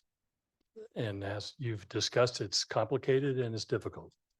We've been at it for quite a while. So I would like to speak a little bit to it from my experience, especially now the last 15 years as an implementer with the Transportation District and being a partner with TRPA to address this regional need. I think the VMT change was appropriate. I think the mechanism by going on the project side is wanting, to put it most simply. It is the same strategy that has been used since 1987 plan. And I'm speaking to this from the perspective of we need a larger systemic approach to getting the multimodal network on the ground that the basin needs. The project by project approach can help, in my opinion, maintain the purchasing power of the transit dollar, or the transportation dollar. It does not build a regional network. That's because the regional network is beyond the capability of the permanent population or even the businesses that are here in the basin. It is our visitation-driven need that really is the issue. When TTD took on looking at the One Tahoe kind of idea, it was to sit here and look at the multimodal network, which is sidewalks and trails and transit and cars, as moving it away from a toll notion, because tolls can only be used on roads, to more of a utility. And that the user of that is a way for perhaps we can look at how to pay for it. So that's one idea. And there are many ideas and they do need to be discussed. But I encourage you to, I think we're going to be talking and have the opportunity to be talking with you all soon, because we will be at the TTD board on more of a systemic approach, kind of not the whole enchilada, but maybe kind of a midterm target that could put more of a fundamental system element in place that now does not exist. That is something that could lend itself to the thought process for this discussion and where we go with it all. So that's what I wanted to share with you, and look forward to working with you more on it. Thank you. Thank you, Mr. Hasty. Is there anyone else in the room that would like to offer public comment? I'm not seeing any. Then we'll go to Zoom. Please raise your hand now in the Zoom screen by pressing that raise your hand button at the bottom of the screen, or by dialing *9 on your phone and you'll be called on. Maria or Catherine, I guess, will you? Thank you, Madam Chair. There are 2 hands raised online so far. The first hand up was Helen Neff. Helen, if you unmute, you can address the board. Oh, I'm sorry. That was an error. My apologies. No problem. The next hand raised is Sophie Wenslow. Sophie, if you unmute, you can address the board. Good morning. This is Sophie Wenslow speaking on behalf of the California Attorney General in his independent capacity. While stakeholders have, through significant efforts, secured additional one-time sources of federal, state, and local funding, which staff has referred to as 777 for this year, an outcome that we applaud, TRPA has not commenced implementation of an ongoing self-perpetuating source of funding, as was required by the governing board under the label regional revenue when it adopted the amended VMT threshold in 2021. Regional revenue was intended to be a self-perpetuating source of funding that leveraged dollars from visitors to offset their environmental and transportation-related impacts. This funding source was intended to be separate from traditional local, state, and federal funding sources that rise and fall with economic tides, even though visitation may remain steady or rise. We support a renewed focus on establishing an ongoing visitor-based funding source or sources, with the caveat that we are not advocating for a basin entry fee, but rather some other type of fee, or fees plural, that are carefully designed to leverage dollars from visitors in a manner that's both equitable and constitutional. We look forward to continued conversations on this topic, including potential consequences of missing the December 31st, 2023 deadline. And thank you for your time today. Thank you very much, Ms. Wenslow. Are there other hands raised? Madam Chair, there are no other hands raised to comment. I'm going to give you one more second to raise your hands out there in Zoom land. And if we don't see another one? One more hand went up. Jesse Patterson, if you unmute, you can address the board. Good afternoon. Can everyone hear me okay? Yes, we can. Fantastic. Good afternoon. This is Jesse Patterson. I am the Chief Strategy Officer with the League to Save Lake Tahoe. Thank you for your time today to comment. I definitely would like to echo what my colleague Gavin stated, as well as what we just heard from the Attorney General. We've been involved in this for a very long time in many different settings, and are very committed to finding funding to implement the Regional Transportation Plan and get what we've all been chasing for so many decades. And I also agree with many of the points made by others that this should not be on new development projects alone. It shouldn't be on really anyone alone. We all need to do this together. And a dependable regional source that allows us to plan out and build these systems over time is what we're going to need to achieve and maintain the threshold of reducing the per capita VMT. And that's really the charge of this board and this agency, is to achieve and maintain those thresholds. So we believe there is no decision to be made here. When we negotiated this trigger, this safeguard that would be triggered, We believed it to be automatic because we were very concerned that what's happening right now would happen. And it could be politicized and or undone by a different board down the line. And we'll have to remember this and think about this in future negotiations to make sure that doesn't happen. Because we want to make sure the safeguards are in place to protect the lake, but are reasonable and negotiated, as we believe this was. So I'd just like to kind of wrap with option one is really the only option we believe that should be taken. But we say that in a positive light because we think it is working. We didn't quite get where we wanted to, but we're committed to getting there. We don't believe this will throw us off. In fact, we think it will inspire and light a fire, as it has in so many conversations in just the last few days, to get us where we need to be to implement that. And if this is not, trigger is not pulled or the safeguard pulled today, every project that's approved from this point forward will be moving us further away from that attainment of that threshold to reduce per capita, unless the project is mitigated to no VMT.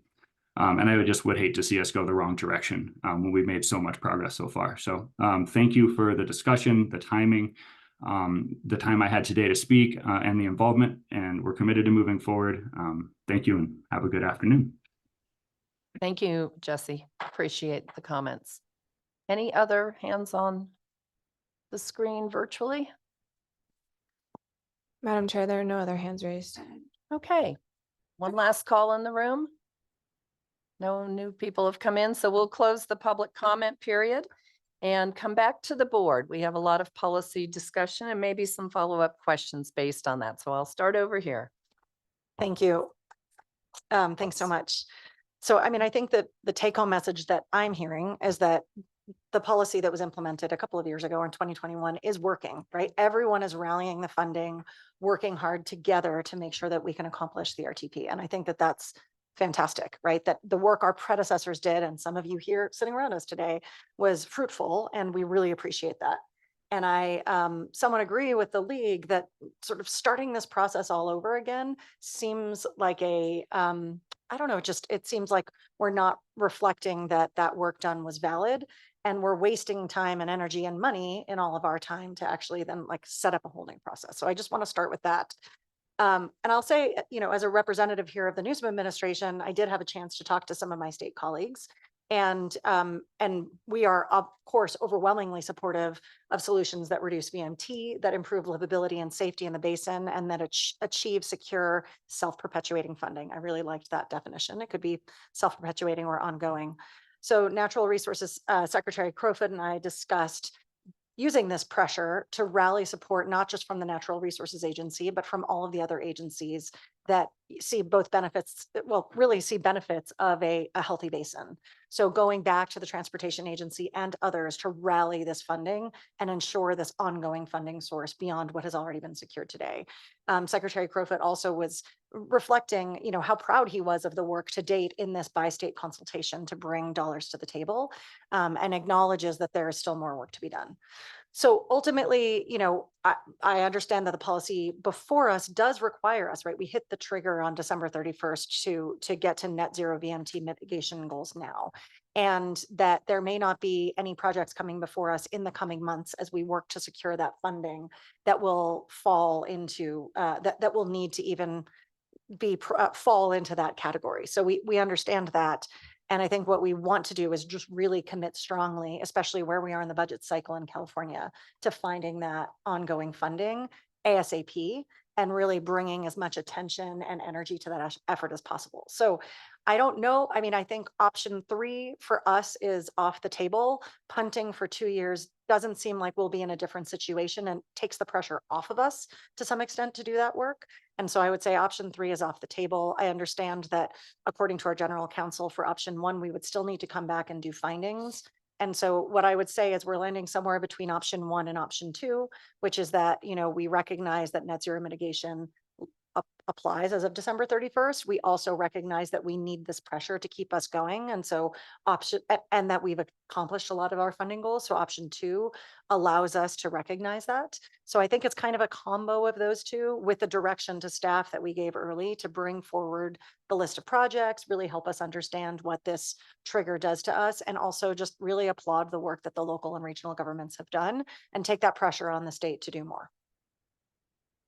Thank you. Ms. Aldean, you had a comment? Well, I guess my question, Ashley, if we were to combine 1 and 2, I mean, is part of your proposal to suspend the deadline? In other words, not to, because technically we have failed to meet the deadline, right? The trigger goes into effect. But we've heard, I think, we've heard a lot of conversation about the importance of projects to reach our VMT objectives. And I think, people have worked incredibly hard to achieve what we've achieved over a relatively short period of time. I don't want those people to be demoralized because that work needs to continue. And I think I'm a little concerned that these goals are kind of unrealistic in view of inflation and the worldwide financial uncertainty. People are predicting a recession by the end of 2024, fairly deep recession, and there's just a lot of uncertainty at this point. And I guess to me, when I was part of this conversation at the board level, but our funding strategy was kind of aspirational. It's a little like hoping for peace in the Middle East, right? Everyone thinks that's a great idea, but achieving it, can be difficult and time consuming. And I think, as you pointed out, Ashley, there are a number of things, there are a number of questions that have been asked here today, a number of things that need to be clarified. And I think that it warrants further discussion. And I think the trigger, again, I do think that ongoing, and I appreciate the fact that Haley brought up, what is the definition of ongoing? I'm not sure there is a legal definition. There is a common use definition, and that includes something that is in progress, which I think does give us a little latitude. I don't know if you want to weigh in on that, John, from a legal perspective. I guess my question for you is, first of all, a comment. When I was on the Board of Supervisors, I was always told by our council, you cannot bind future boards. So the argument that we can't make amendments to something that a previous board agreed to is, in my opinion, not true. In fact, I think it's not legal to do that because future boards need to have a sort of independent discretion. So, but I guess, what is our legal exposure? I guess we don't know that, somebody might decide to file suit if we elect not to recognize the trigger at this point in time and move to extend it, for 2 years. But I think that we can, from a practical standpoint, we can argue pretty persuasively that there are too many uncertainties, there are too many unanswered questions, and it would be imprudent for us to move forward at this time, with this trigger, because it brings everything or many things and many potentially good projects to a halt. I'm particularly concerned about public safety projects and how that exposes us to potential liability if they can't move forward because we've enacted this trigger. So if we can work out some sort of integration of 1 and 2, I think that would be the best scenario. Give us a little more time to have these questions answered and move forward, in a reasonable and practical way to meet our objective. I know that everybody around this table, everybody who's worked so hard in the private sector and public sector to raise money continues to be committed. I don't think lacking that trigger is going to impact our fervor to get this job done. So that would be my recommendation. Thank you. Ms. Loomer, you've had your hand up and I wanted to call on you next. You were so patient. First. Great, thank you. So a few things, and I appreciate hearing the public comments. Just to clarify my comment earlier about having the list of projects, I'm super interested in that, but I don't think that should impact our decision for an automatic trigger. I'm not trying to do a cost benefit analysis. I'm just kind of curious about what the comment was in the staff report and what the thoughts were around that. I don't see this as discretionary. It seems it's an automatic trigger. If it is found, and I know there is some ambiguity about who has to make that finding, but if it's found that the goal hasn't been met, it seems to me pretty straightforward that it's an automatic trigger. And I think it's really important to uphold our commitments to the AG and the league. I mean, appreciating that there's concern about committing future boards, but also the flip side of that is if we're not upholding these deals, it makes it really hard for our partners to negotiate in good faith. And I was not part of those negotiations, but it seemed like they were lengthy and painstaking and a lot went into it.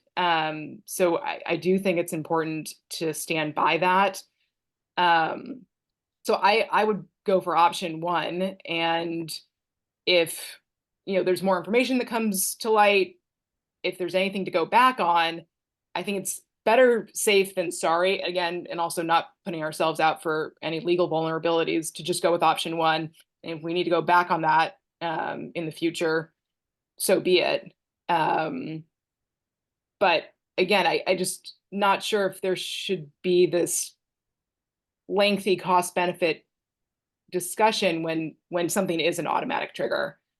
It doesn't seem like the ongoing funding target's been met, so it's pretty straightforward. I'd also note, and this is more of a question, with both options 2 and 3, I assume those would require findings and environmental review, which obviously can't be approved today. So what would that timeline look like if the findings and environmental review need to be done on options 2 and 3? Would the guidance be to go do that and then come back and analyze it if folks want to pursue those? Curious. Yeah. Mr. Marshall or anyone else that wants to answer that. Thank you. So there's a couple things I think wrapped in there, and I think a couple points that Ms. Aldine made that I'd like to respond to. So it is clear in the language, and we carefully negotiated this language, that it's not an automatic trigger. There's other automatic triggers. The consequence is automatic. The trigger, however, is discretionary, and it's up to the board, or we could say TRPA writ large, to make a finding that the goal in DP 5.4.b is not met. Okay, and that we talked about an regional ongoing that the purpose of which is described in the RTP. So you have that. If you want to pull the trigger, that's what you need to find to say, then the trigger, once that finding is made, the trigger is automatic.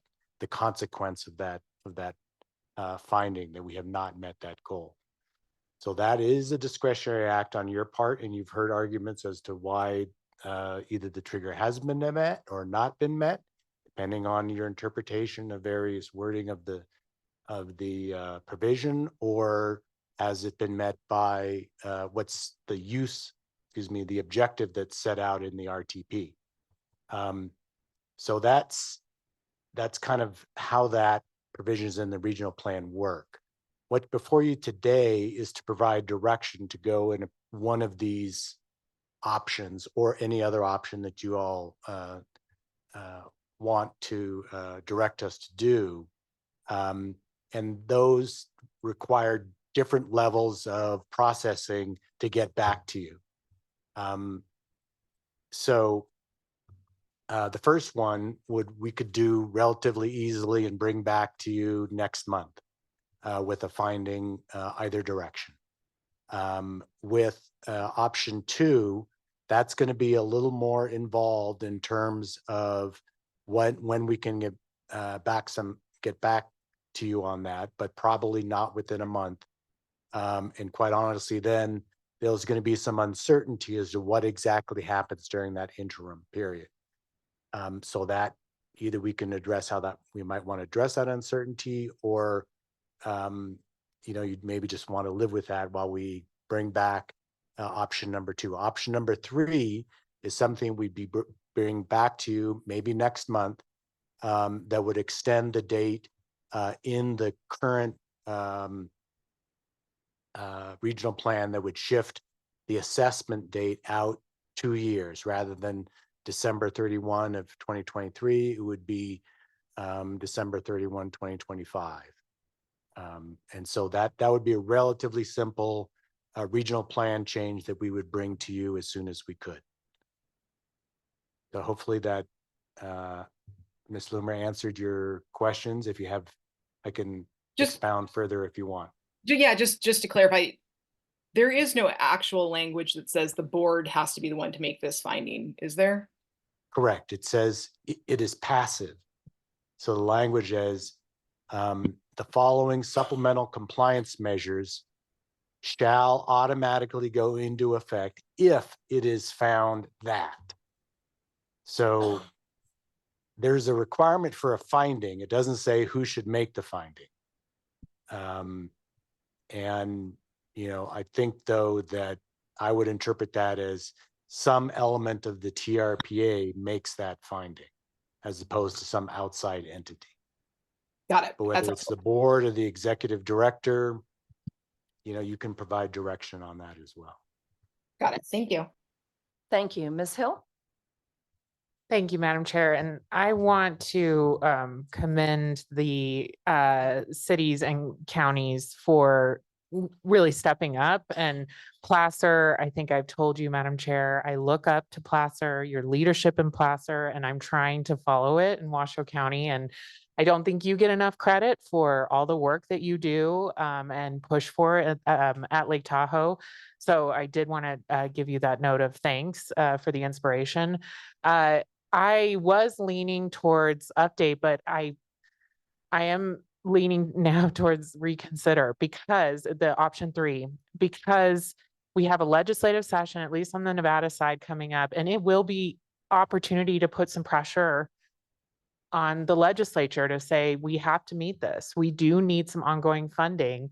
And some of the things that I've proposed and spoken to our leadership on the state side about it are many different options that they can look at that to meet this. And perhaps our development partners can come to the table and help me push those. So I'm not pushing them alone, which the last session, it felt like I was pushing ongoing funding for TTD alone. And I feel like it would be great if I had more partners that could support me to say, yeah, we actually need to do this because we have big projects that need to come online and we want Nevada to come to, I can't speak for Nevada, or excuse me, the state of California, but I can try to push on my state and my county and to do my piece. So that's where I'm leaning is because I hear the concern of we need ongoing funding. So the update, I'm a little, I if that's the majority of the board, I want to, you know, work with the board and see what that looks like. But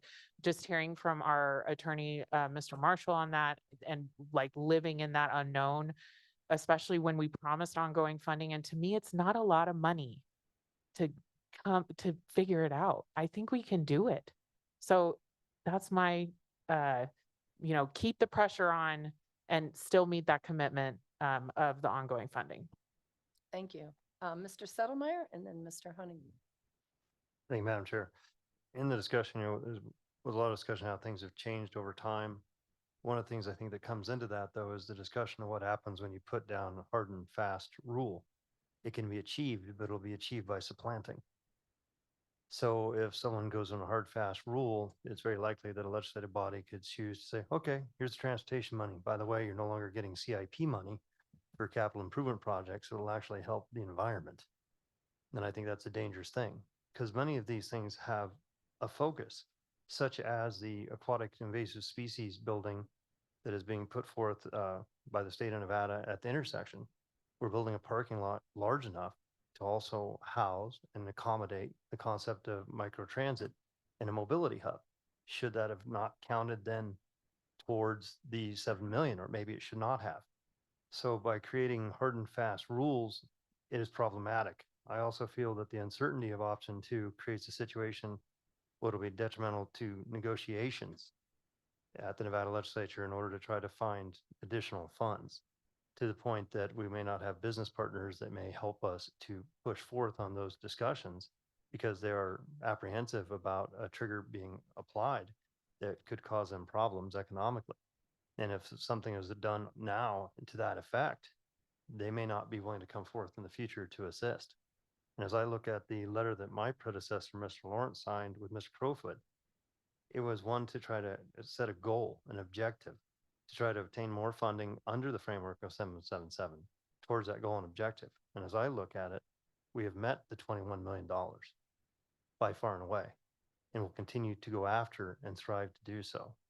So myself, because of those reasons, I tend to lean more so towards option 3. Thank you, Madam Chair. Thank you, Mr. Jaime. Yeah, thank you.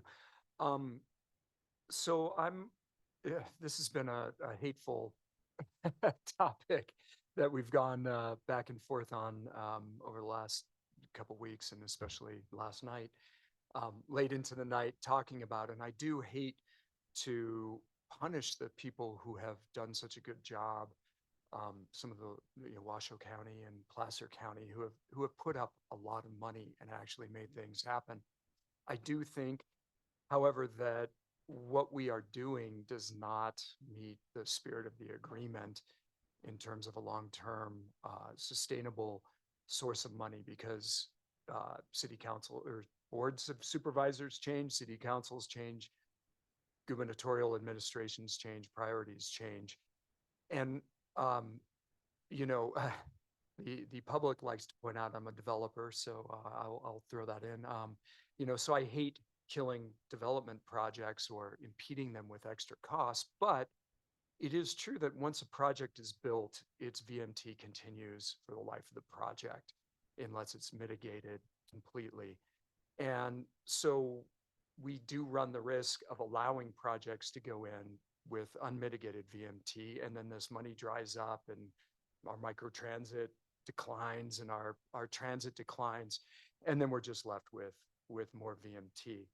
I think we definitely need to work towards a long-term funding stream that is a replacement for basin entry, which is unconstitutional and politically doesn't seem to work on the California side either, that captures money from all sources of our VMT, the day tourists, overnight visitors and hotels and SDRs, and from residents who also generate a large percentage of the VMT.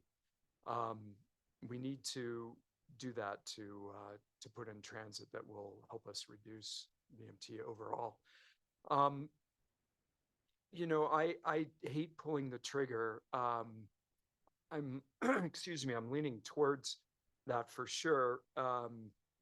But, I've heard that the California legislature's meeting soon and that Secretary Crowfoot is really going to make a push. And Alexis said the Nevada legislature is meeting and is really going to give a big push. What's that?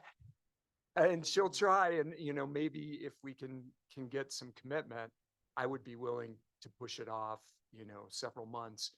2 years to me, we've had years, and what's really changing. So I think we could give some months that I would live with personally.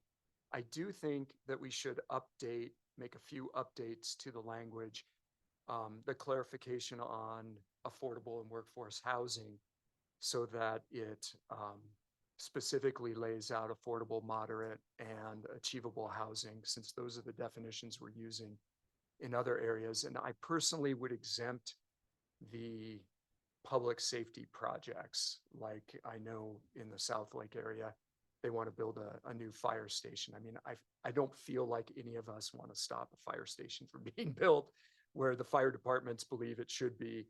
And I don't think that is an intended consequence of this. So I would like to make the suggestion that we make those updates to the language regardless of what we do otherwise. And then say personally, I'd give us a couple months, but I don't think we've met the language. And I think we have to honor the commitment that was made previously with all our partners. And we can't just come down to the end and change it right then and there. If we wanted to change it before, we needed to have done it and worked with our partners in advance, I think. So, thank you. Yes, yeah. Our legislature only meets every 2 years. It's not in session until 2025. A couple of, huh? It's next year, 25, right? We're in 24, 25. So 2 months is not adequate time to accomplish anything. So maybe it's not 2 years, but it's certainly not 2 months. So maybe we can come up with a reasonable compromise. Okay, well, I'm not sure where to go next. Julie, did you want to further?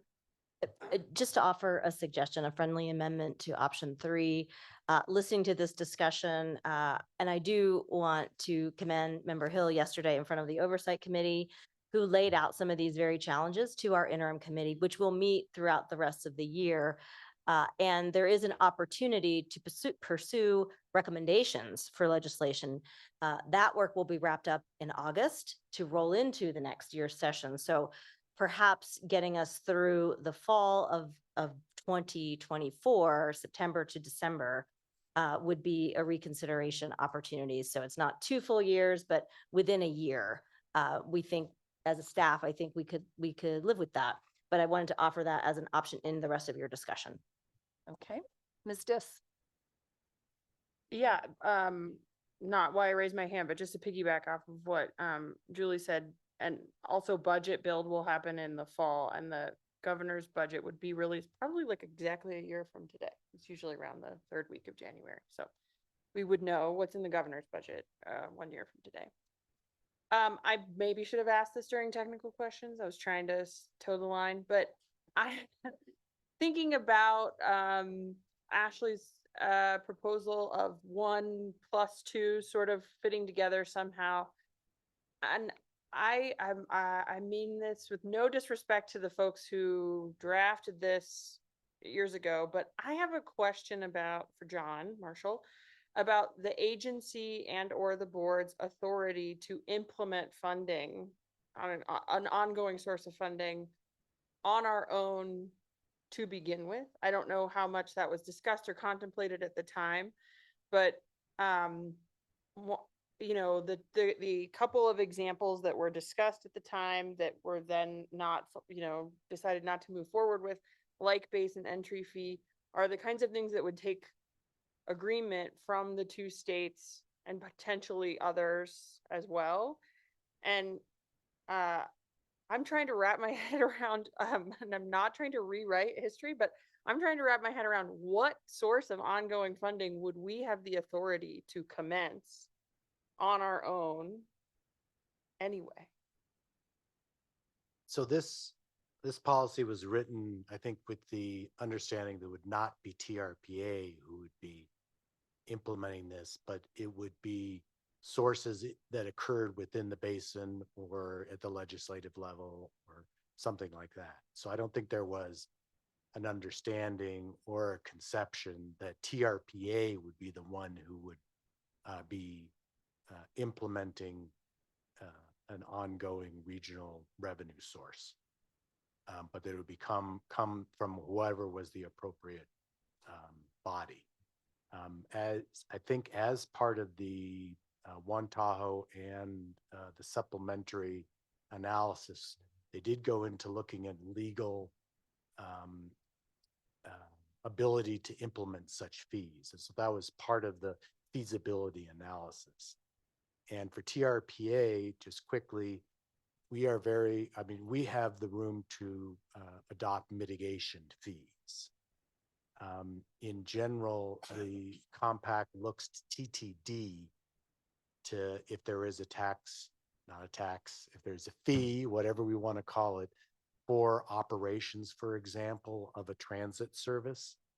So there was some allocation as to what entity should address, let's say, you know, often they kind of blur, but a mitigation fee versus a revenue generation fee. And then that's not really within our set of authorities. Okay. May I just sort of follow up Sure. on I that? have a lot of people wanting Yeah, I to know, I'm chime sorry. in. I'll So be- I'll try to be quick. no, keep going and then we'll come to. I think, and part of the reason I wanted a little more clarification on that is because I think everyone has made excellent points today, and so it's a very hard decision to make. But I think my concern with pushing out even like months or years is that it was very difficult to get to any kind of consensus in the first place. And I don't know that more time, even if like so say even we just go straight with option one, and then we try to come up with we still continue the work to come up with the ongoing source so that we can undo the trigger if we want. I'm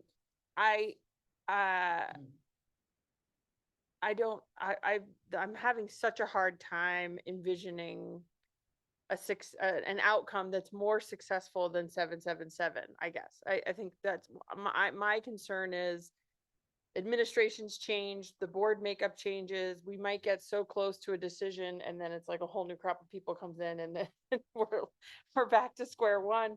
So that's why I was sort of interested in Ashley's suggestion of like recognize that we may not have met the letter and spirit of the trigger in number one, but that we want to reevaluate sort of where we're going as we move forward. Because and again, not to say that I don't think that the decisions that were made then were valuable, but I don't know that I think they're feasible now. Now that we know sort of like, I think people went into it thinking like, oh, we'll do something big like a basin entry fee, and then it sort of blew up. So that's sort of where I'm at right now, but I reserve the right to change my mind. Thanks, Ms. Dis, and Ms. Williamson, Mr. Rice, and then Ms. Lane. Thank you. What if we do all three? And what I mean is just hear me out and then tell me why I'm wrong, which will happen. I think it's important we recognize that certain of our partners negotiated this, and I think all of us are saying we didn't meet what we thought we negotiated. At least some of us who came to the table don't think that. I think that's fair. But I think we also are hearing that we have funding we're proud of, and we want to keep working and keep that pressure on. So perhaps, and Mr. Honigman, you got at this a little bit, perhaps we say, we didn't meet this goal, and I think we should change the word goal to requirement. So update a little bit. Goal's an interesting word. We didn't meet this goal. The development projects going forward should have no net unmitigated VMT, but we're exempting out public work projects, achievable and affordable housing, and perhaps other development projects that meet, I don't know, 2 or more of TRPA's thresholds, so that we put the emphasis, we didn't meet the trigger. We want to keep that, we're going to pull the trigger. We want to keep looking for funding. But in the meantime, we don't want to delay projects that are really priorities for us. So the definition that we amend isn't necessarily on the funding or the trigger, it's on the development projects, if this is making sense. So we exempt out public works projects, low income, achievable housing income projects from this. So we're updating on the development projects definition. Thoughts? Well, if I could jump in here, I know there's others waiting. I served, I think it was 5 years total on the 2 bi-state commissions, one, obviously both before I was serving on this board. And as the North Shore representative, I can tell you, I felt that we were very clear when we couldn't do a basin entry fee that the 777 was agreed to by all the partners. Now, I know the partners have articulated, the league has articulated, and the AG has said they weren't at the table, but they were being told what we were doing, that they don't feel that was an agreement, but I felt it was. And I remember Secretary Crowfoot saying, I can't obligate future, I don't know future budgets, but I'm going to do everything in my power. And so did Director Kroll at the time. And so as a local, I went out and sold this to my community. And I have a number of partners that feel betrayed and could feel betrayed with me for saying, pass the T-bid, we've got to do our share. That's the only way we're going to keep redeveloping our town centers of Tahoe City and Kings Beach. The T-bid is not painless to get passed.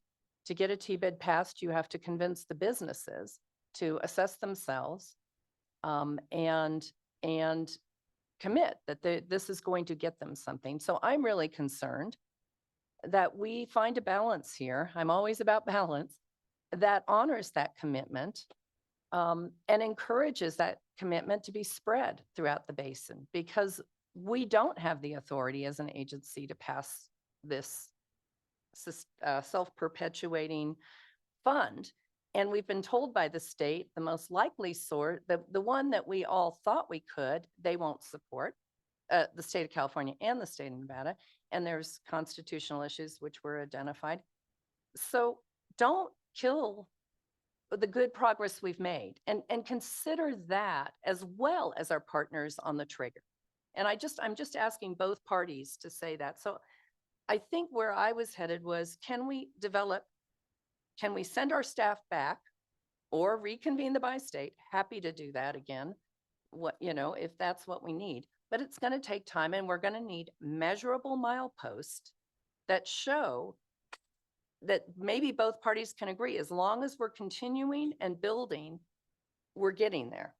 And maybe that is an approach that finds truth in both perspectives. Because I think we went out as the locals, and I can remember bringing this to TTD and saying, we've all got to go raise our 7 million. We have got to do it.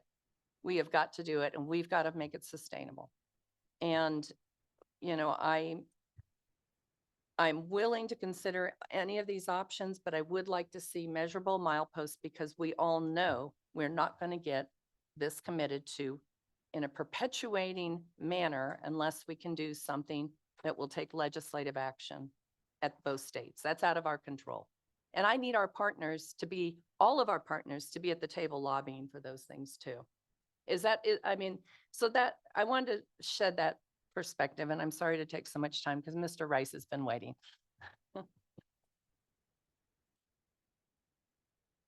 I hate jumping into the water because every time I do, I almost drown, but I concur with Mr.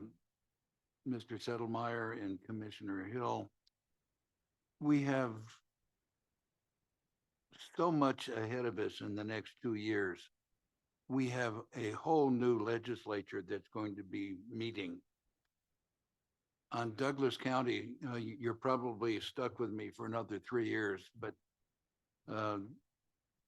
3 of our seats are up for election. And as you know, we've had a little bit of controversy on our board, shall we say. And we have initiated some things that I thought would never happen. And now I have to wait and hope that we can undo some of them.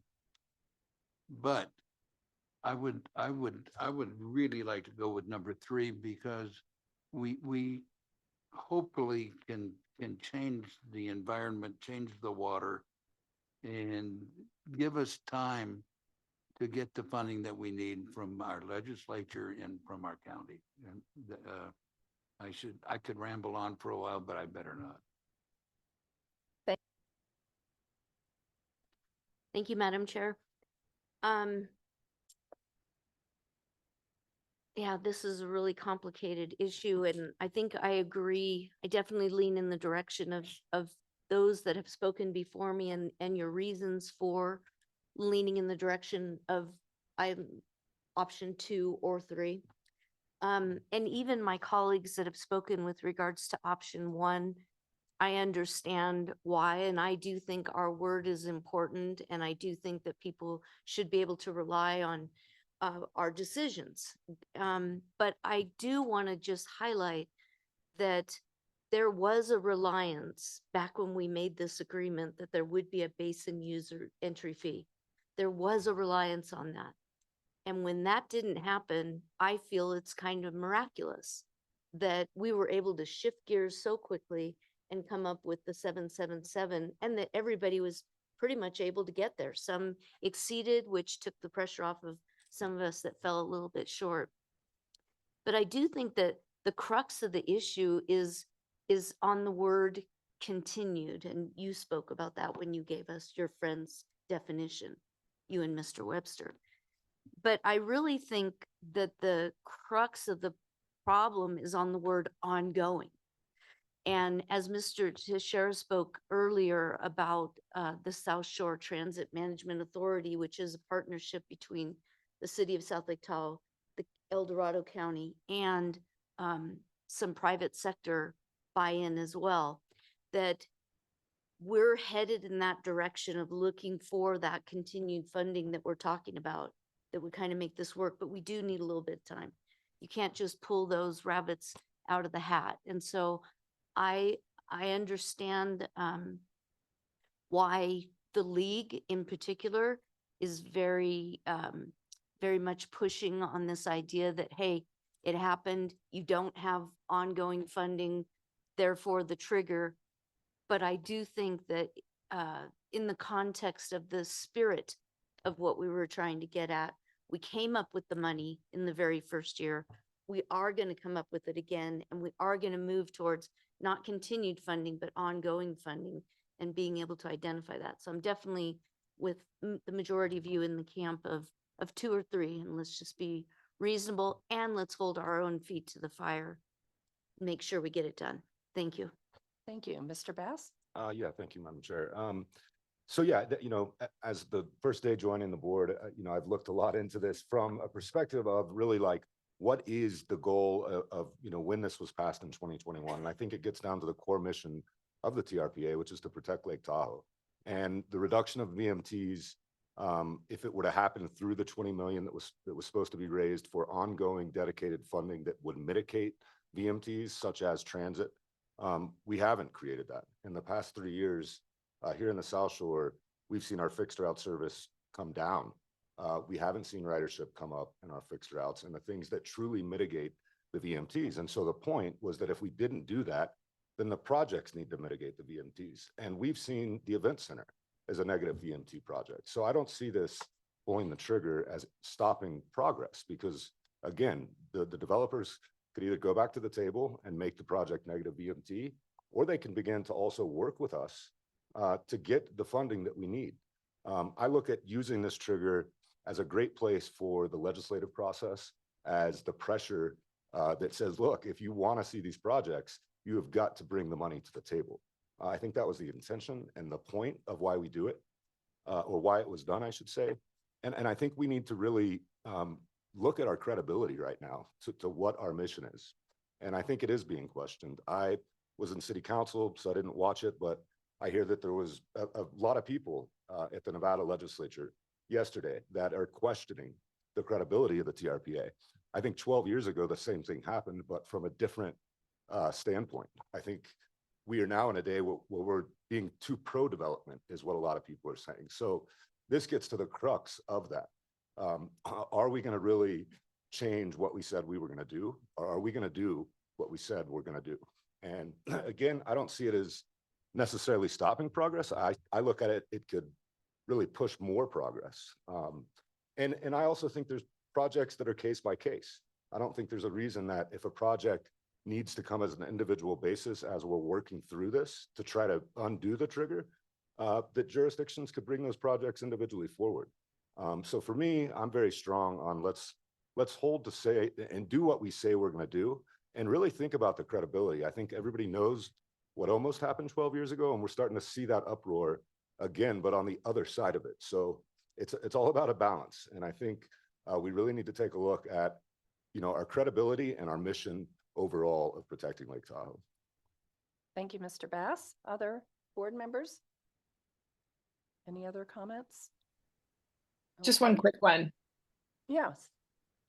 Just wanted to note, I agree with a lot of the points that were just made by Mr. Bass. I appreciate that. Because yeah, I agree. I don't think this has to stop development. I think aiming for no net VMT can actually be a really beneficial goal to work towards. And again, starting with that, pulling the trigger now, going to no net VMT, and then coming back off of that if we need to, seems like the better approach. I also just wanted to make sure I'm understanding, I raised this earlier, but if 777 was supposed to sub in for the regional revenue, why did that not come to the board for approval at the time? Just want to get clarity on that point. Great. And that was Ms. Loomer for the record. John or Julie, do you want to take that on?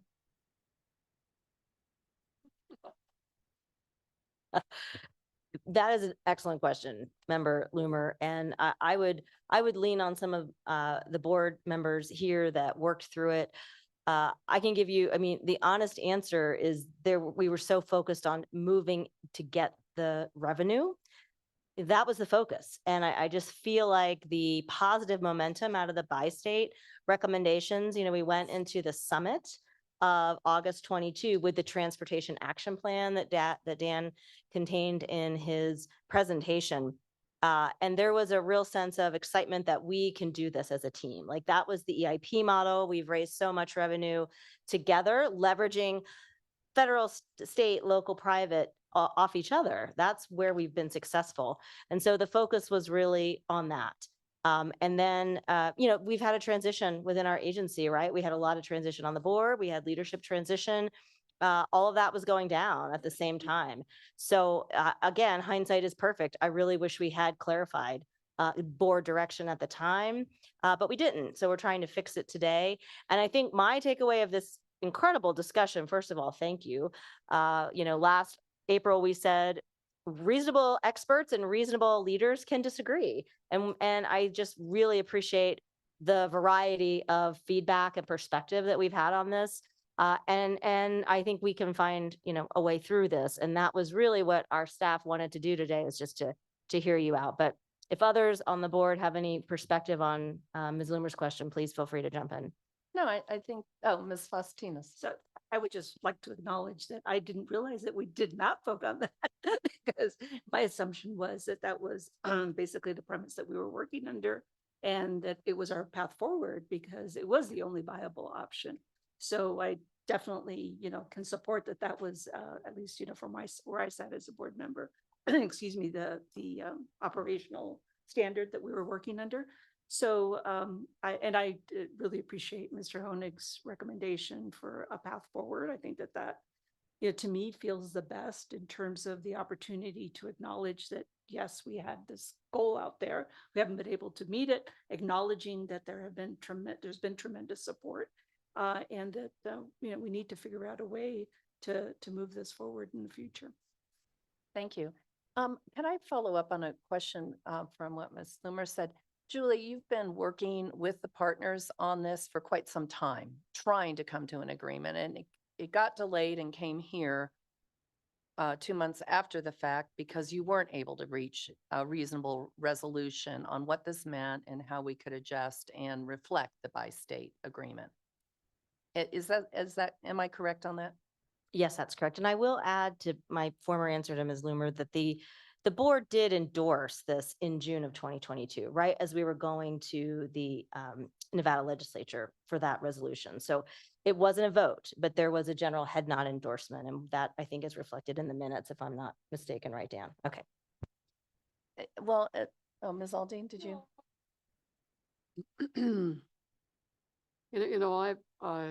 I sympathize with everyone here. I sympathize with our partners, who feel that, the trigger, recognizing our failure, if you can characterize it as that. I don't characterize it that way.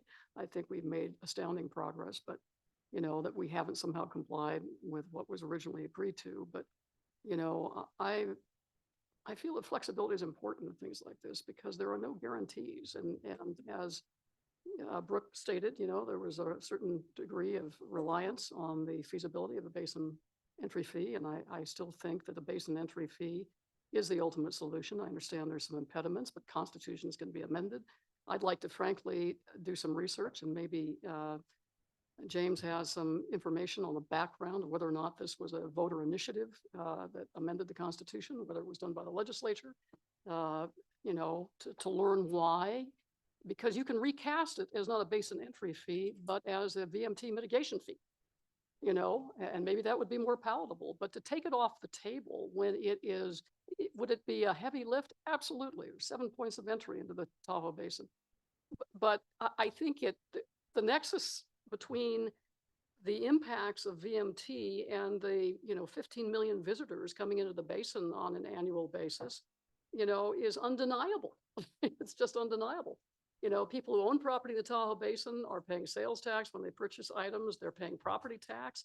I mean, and the very idea of, excluding only workforce housing, however that might be defined, and affordable housing, and not excluding single family homes. I mean, it's shades of the 1980s, when I was kind of indirectly involved in litigation between the Tahoe Preservation Council and the agency. Because let's call this for what it is. It's a moratorium. I mean, it's the M word. Let's face it. We call it a trigger. We could come up with all sorts of euphemisms to make it more palatable, but it is a moratorium. And so I think there is room for compromise. And there were a lot of good questions have been asked. There's a lot of uncertainty. There are a lot of moving parts to this, and to just emphatically say, everything has to be net zero. And maybe there are some exclusions for public safety projects and for affordable housing. I just don't think we can make that decision today. I think we need to be more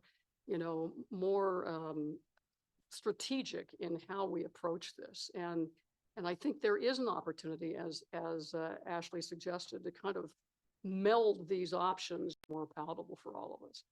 And maybe the thing to do is I understand that the trigger theoretically should go into effect immediately, but my suggestion was to, kind of throw this back to staff and say, staff, you've heard the discussion today. You understand that there are questions on the table that need to be answered. You understand that there may be additional exemptions that are warranted, for public safety reasons or for whatever, rationale we come up with. But we understand the importance of honoring commitments, but we also understand that we need a path forward that makes sense and is realistic.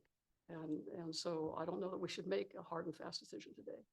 Well, we're not, because Well, we're giving no, direction, we but, are giv- but it's we are action, giving, it's an action item, right. so I just want, that would be my. And I know a couple of the members have asked, and I agree, with a list of projects. And can we commit that we don't approve any further projects till we have had meetings with the partners? And I mean both business and environmental, to make sure that we try to structure an agreement and call it a mini bi-state or whatever to form this language and look at measurable milestones so we don't regress. That seems to be the concern, that we're making progress and we get commitments for how we're going to go secure this, because I've never heard of the self-perpetuated comment before from the Attorney General's office. So before it was always the ongoing or funding. So that's an interesting twist on this, that if we really have to be self-perpetuated, or this funding source has to be self-perpetuated, then we really need some legislative authority. And that's going to take our partners going with us to the state legislatures to lobby for that. So I think we need a little more time here. I would agree. And I don't know if that's 30 days or 60 days. I understand that many of my constituents want a basin entry fee. That's what they see. That's what they feel is, okay, VMT, Adventure Pass. And I've lobbied hard for it. I've spoken on public record numerous times supporting that. I think we could work through the issues of equity and finding a manner to put free and frequent transit in place at the same time you start charging that fee. There are bonding mechanisms to do that. But nonetheless, I think what's important is we send a message to our community. We're not going to entertain a project for approval so we're in good faith. We haven't implemented the trigger, but we're not going to entertain a project approval until we have agreement with our partners. And I hope, is that something that we could buy 30 or 60 days? Is that enough time to at least lay out milestones of what it would mean to go get the legislative authority and the budgets, the timelines for the various actions and answers? Because I haven't heard throughout all these discussions what that source is, right? That's what is missing. We had one, and I've always been willing to fight for the other, but what is it?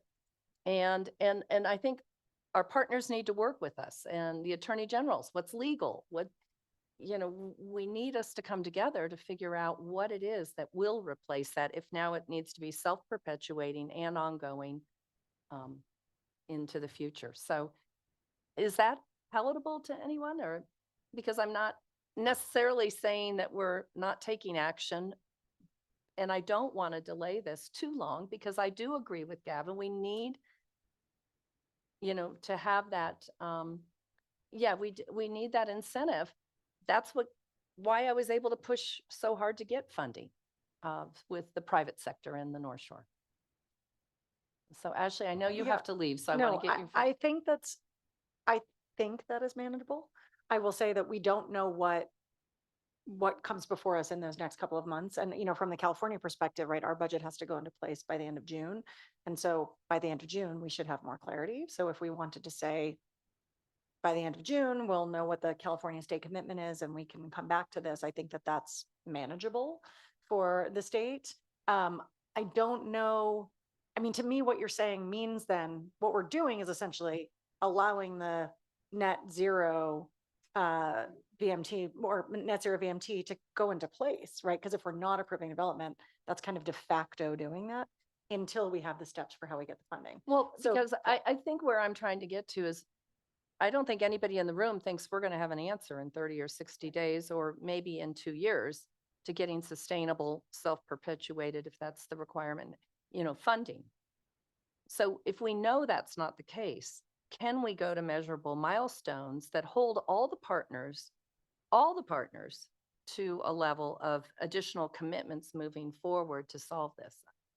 And maybe we can't, and we have to come back and take that. I was just agreeing not to necessarily, because I don't know the language of, once we pull that trigger, there is no bargaining. Then I feel all the powers on the other side, right? And we can't come back and say, hey, we've gotten another 2 million. Can we get this project through? So that's my concern about pulling the trigger, because it's one-sided. It just stops everything. And I think unless somebody has said, hey, we've got a great new idea and here's what we're going to do. And I haven't heard that today. So would that propose then that number 2 would be the approach, but we would update these policies to reflect not necessarily a change in funding strategy, but it reflect the challenges in funding strategy and commit to the partnership approach to close the funding gaps? Like, is that essentially how we would amend it then? Yes. Some language. I think that what we're all saying is we recognize, obviously, as a result of this public conversation, that we haven't met the funding objective, right? So we can publicly acknowledge that. But I would just say that, in view of the fact that our ongoing funding goal has not been met, the goals and policies in D2 5.4.B need to be updated to address the need for additional information as requested on the record at this meeting, and to further refine our funding strategy by July 1st of 2025. I am concerned, the legislature, we're not going to have any answers from the legislature. It may be in the governor's budget, but the governor's budget has to be, basically reviewed and approved by the legislature. To further refine our funding strategy by July 1st of 2025 to meet the 777 funding objectives by establishing specific and measurable goalposts to assess our progress over time. Kind of a nebulous, but I did that deliberately because I want to give us the flexibility we need to adapt to a changing environment. Yeah.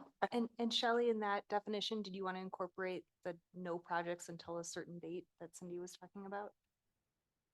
I'm trying to give support to Mr. Bass's concerns and the Sure. league's concerns that somehow we're going to try to push projects through before we negotiate that. I think we've been negotiating in good faith. We need to double down on Okay, that. then we can do that. We can add that no project will be processed by the agency, that doesn't meet the, net zero goals. Well, I don't see that list of projects, so I don't know if I can wait till July, right? What do you mean? Well, other than public safety projects, I think Yeah. they meet the big and affordable housing projects and single family homes. I don't know how single family homes got omitted. I would just amend take out the 777 because we did also acknowledge that that's not sufficient. So I would say that whatever you said, that to achieve RTP funding goals, right? That it's probably going to go beyond 777 given inflation and cost of construction.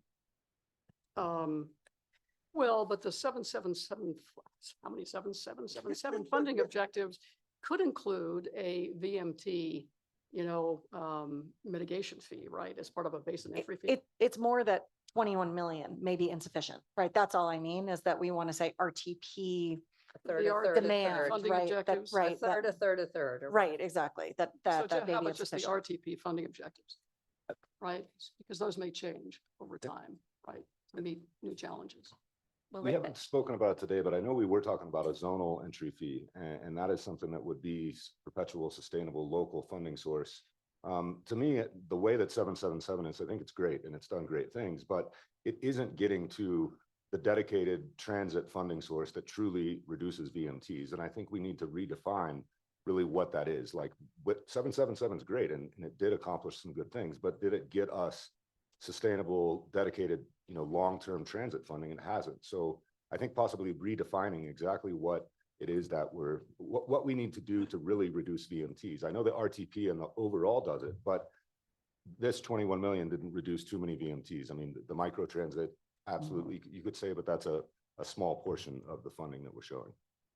And I think the answer on the zonal is it also takes legislation, if I'm correct. We have to have the states have to agree to that zonal. We don't get to just implement it, so. But that's something where we should keep keep the pressure on. And let's now, if that's what we got to do to get there, well, then both legislatures, let's go make it happen. Well, so just by eliminating the reference to the 777 plan and just say that, our objective is to achieve VMT, our VMT reduction funding objectives, right? And that could be a myriad of things.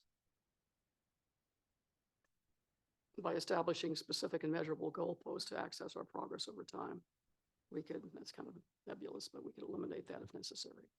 But I am concerned about the legislative aspect of this. And then make specific reference to those. Now I'm reading goal, maybe that's just a goal, DP-5.6.A says that no net unmitigated VMT except for deed restricted affordable and/or workforce housing. That doesn't include single family homes. So could you clarify that? Just John? quickly on single family homes would screen out. So they wouldn't get to the place of whether or not the standard of significance would apply. Okay, all right. So That's we're just how we talking. currently implement. We're just talking the about system. then restricted affordable and workforce housing as we need to clarify that definition, right? That was one of the suggestions on the record. Yes. And then specific public safety projects. We need to take that in consideration because that has a meaningful impact on the basin from a safety standpoint. So instead of like trying to wordsmith the whole thing right here, because Just I have the think you've staff come given back. us a great foundation, could it be direction to staff to come Sure. back within 60 days Sure. with this worked out? Madam Chair, if I could jump in, that was where I was hoping to go. I mean, taking this general direction, I think 2 months would be reasonable for us to come back with a more fleshed out description of what that would be. And just to make sure we're all clear, I just want to make sure we're on the same page. I mean, it really is a little bit of the all of the above, Vice Chair Williamson, with some measurable milestones. But I'm looking at it more like a 2A option, really, that blends all three of them, or maybe it's a fourth option.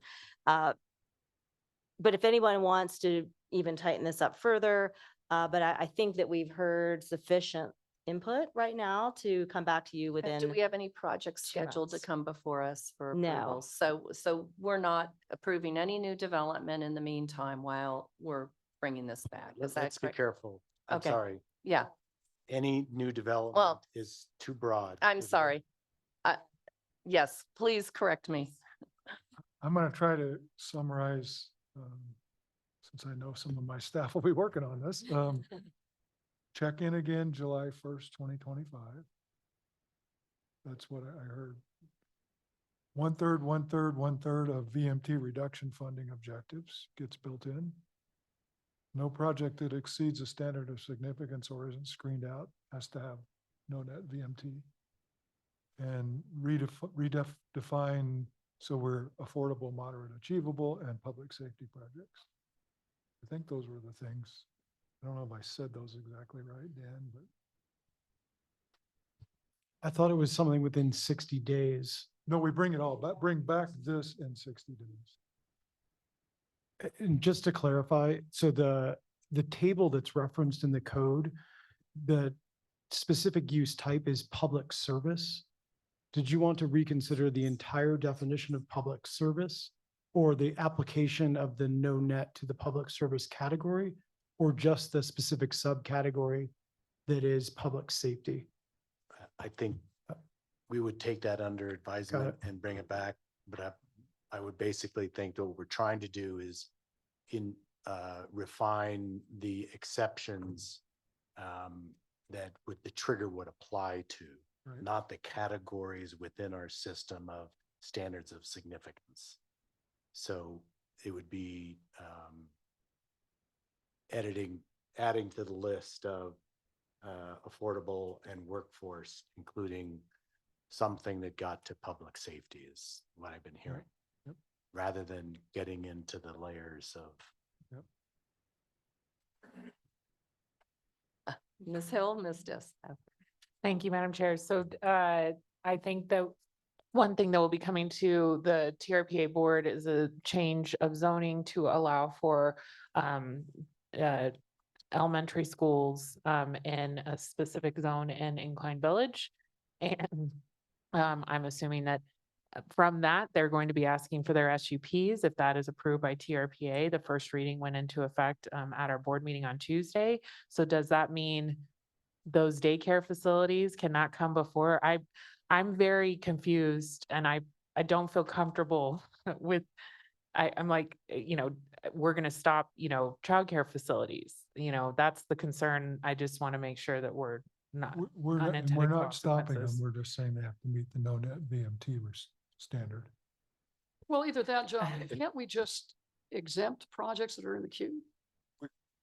Well, I mean, as No, part of because this the trigger, recommendation. that we because can the do trigger, whatever you want. I just. I'm trying to just find a trying to middle get ground. I proposed that because I was trying to find a middle ground to make all the partners feel honored in their testimony today.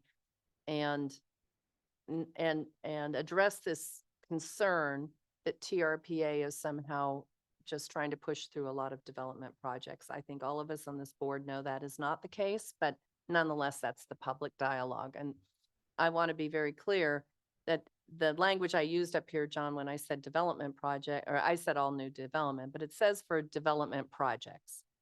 And so that's why I don't know how to define that. And I don't know where childcare comes into the development. Many of those, if they're less than a certain number of trips a day, they screen out anyway, correct?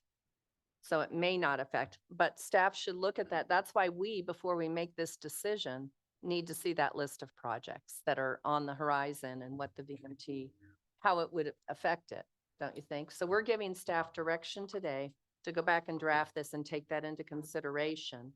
And then the board is probably going to need to have more discussion on that. Last thing I was just trying to buy us 60 days. Let's not approve anything. So that we're holding firm to what, And just to be clear on what projects are in, I think you said in the queue or whatever word, somebody said. I did. Karen. We've got projects that still need area plan amendments. We've got projects that have credits for the development that was there before that get to reduce their VMP, and those credits, depending on how long they take, may expire. We've got some people that we may never know. If they say, well, with all this going on, I'm not going to invest anymore. So it's a little bit going to be us prognosticating what we think is coming, but we'll try to give you at least a range of what we think is coming, just so you know we can't come in with a definitive list. Right, right. Ms. Dis and then Mr. And Settlemyer. Madam Chair, this is a clarification for you, because the way you laid it out at first, my understanding was that we wouldn't take action on whatever our definition of development projects is until we have heard back from staff and taken action on that, not until, it's not like from now until July 1st of 2025, correct? Correct. Okay. Thank you. That was my thinking. I just didn't want someone to think that if we waited 60 days, because we're going to have numerous meetings with our partners Right. and state officials. Right. To say what's reasonable, what was agreed to, what, you know. That we would try to squeeze stuff in that, yeah. Yeah, So and I that was don't my want to. understanding as well, like in 30 to 60 days, it sounds like it's gonna be 60.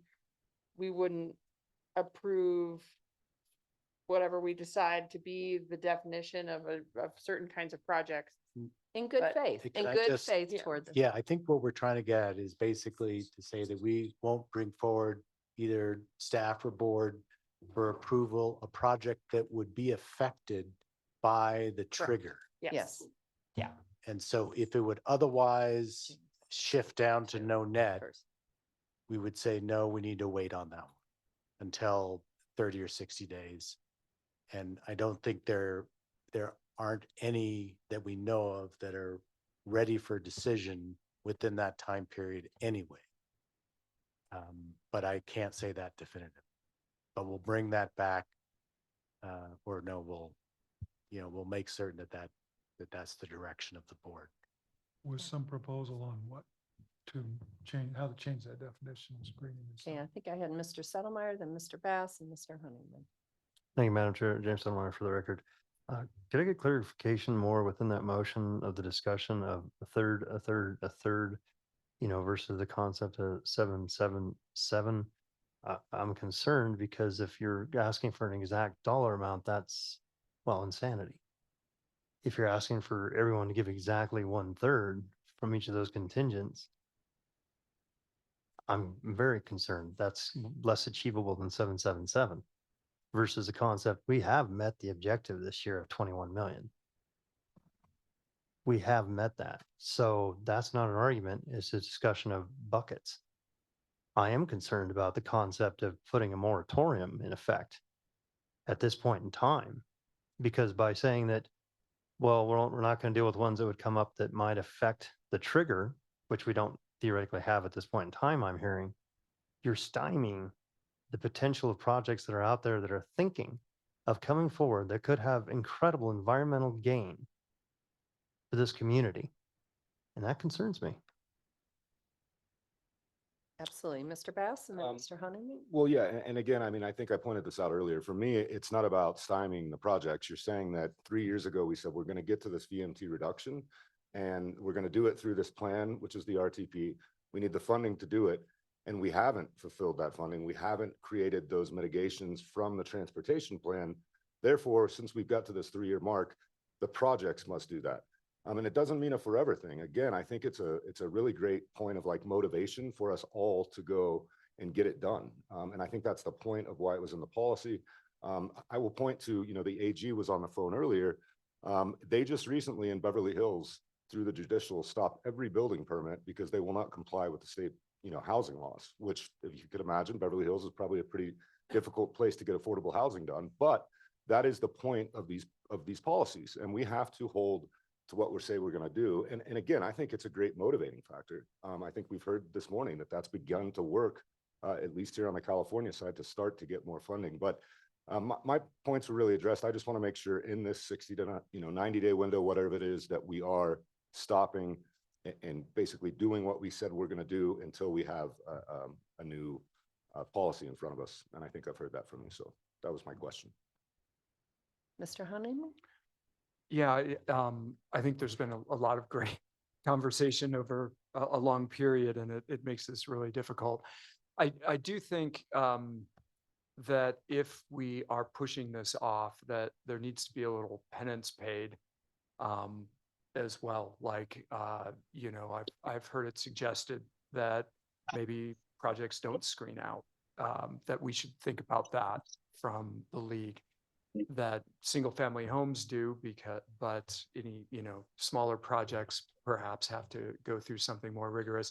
I personally like the idea, I think that Haley brought up of judging the overall environmental impact of a project. And, if it is something that's really great for the lake, that maybe it can go through in this interim period, because that's really the intent of all of this, is to help the lake overall. So I just think we have to, if we're kicking this can down the field at all, there's got to be some makeup for that. We've got to acknowledge that we missed it and dig a little deeper somehow to, as payback for that. So, like I said, the league has suggested not screening out smaller projects. I don't know enough to say how much that works and how feasible that is.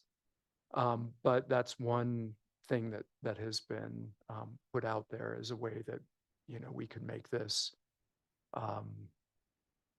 this delay not impact the lake. So. Consulting? My penance will be to not accept any compensation for my service on this board. Because I was involved in the decision-making process. Unfortunately, a lot of these project proponents were not. So that's my concern. I mean, we need to look at the people we're penalizing who had nothing to do with our inability to meet our funding goals. So anyway, that's my final. Yeah. Staff, do you feel you have enough direction and I would ask also that, we're not going to achieve something as much as self-perpetuated ongoing funding source without all our partners at the table, working hard together with a strategy. We know that. I mean, none of us here have the ability to go to Sacramento every day and lobby for this. So we need those commitments, and I think we need enough time to allow staff to meet with all those partners and with representatives of both states to see what we can come back with before we determine any action on triggers. And maybe we just needed to elevate it to the board sooner, because I know you've been trying to do that, and maybe it can't be done, but now that it's come to the board, I think you've heard how divisive this could be between both states, between our private sector and our locals and the states. And we do need to find a middle ground here.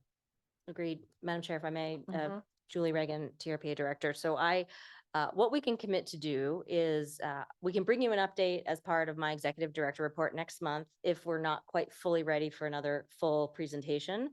A full presentation within 2 months, summarizing the direction that we've heard with some suggested language changes. In the meantime, we do need to consult with all the partners. And then just to rest assured, because I heard a lot of concern about this in between time, we're in purgatory, is basically what I was taking away.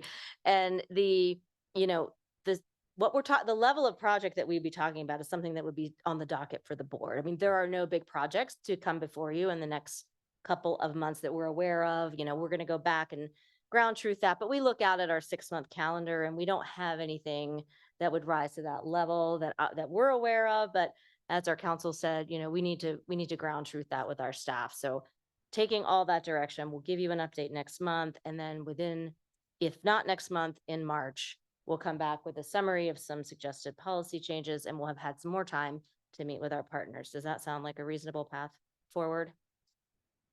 Okay. Seeing nods, do you want any Nope. further direction? I think that's sufficient. Thank you. Okay. Well, thank you all and I thank our partners in the audience for your input as well, and all of the efforts to those of you online, our partners as well, for all of the discussion. This was quite a good discussion, and I do think some of us probably need to understand smaller projects, what's screened out, what's in, and the list of projects where this could apply. That might be helpful background, not necessarily through your report, Julie, but as whatever the best way to get that to us is.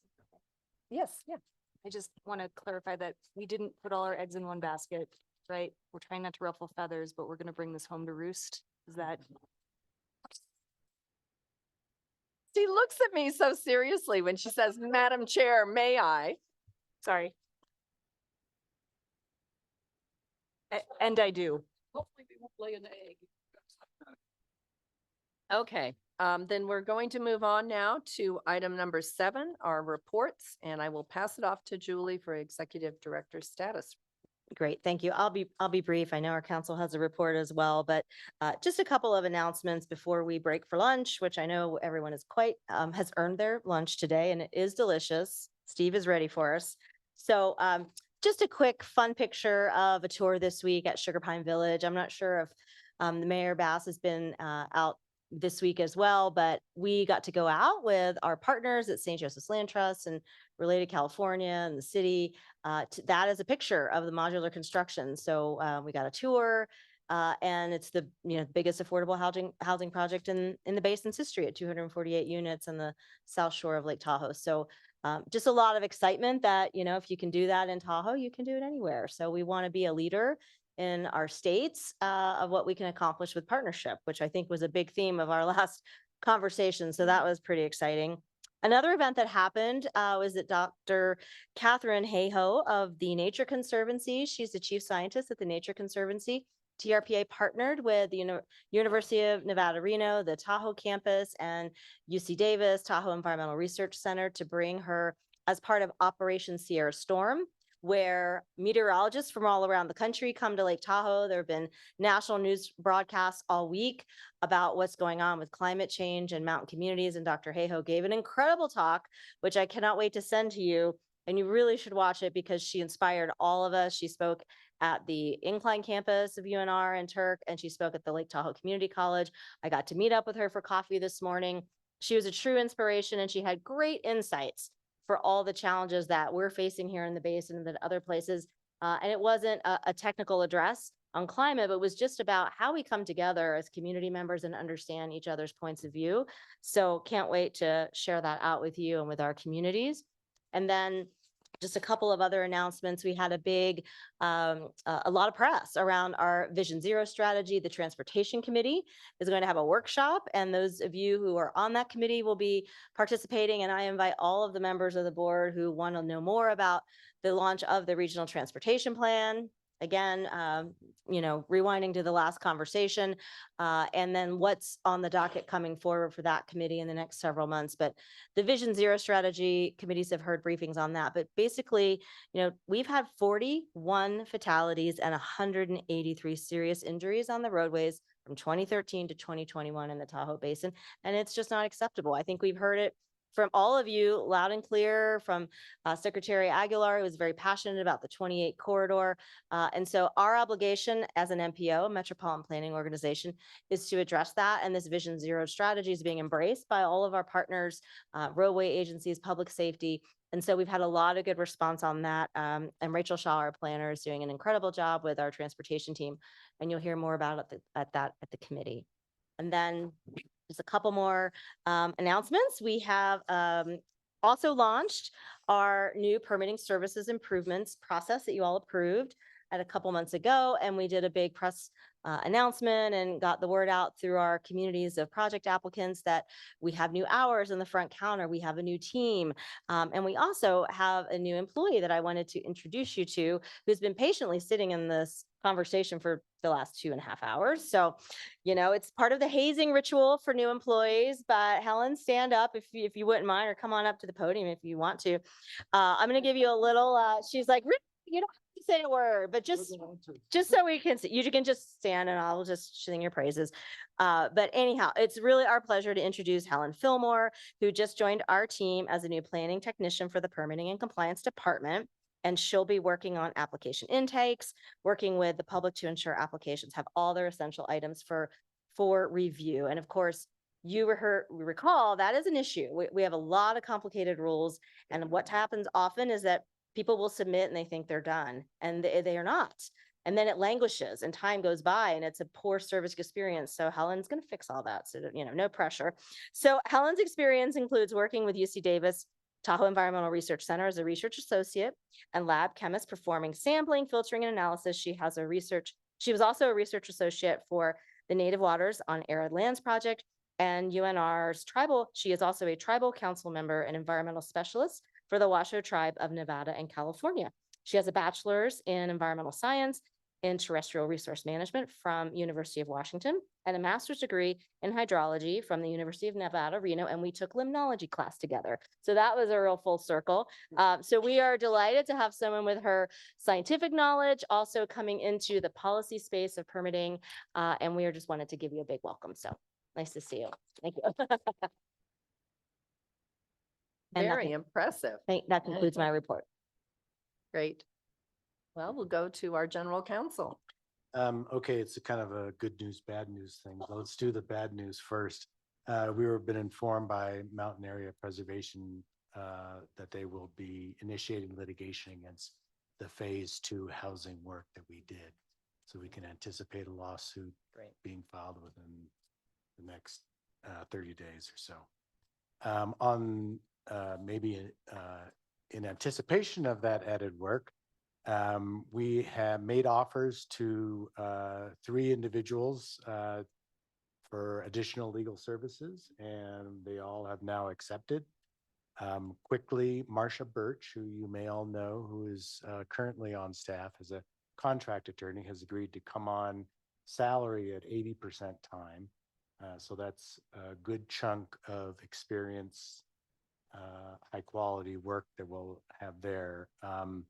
We extended an offer to a current clerk at the Nevada Supreme Court, Jack Mensick, and Jack is about a couple months away from the end of his clerkship.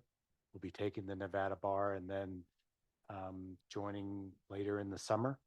And then Graham St. Michael, who is a very experienced attorney currently working for the Department of Conservation here in Lake Tahoe remotely.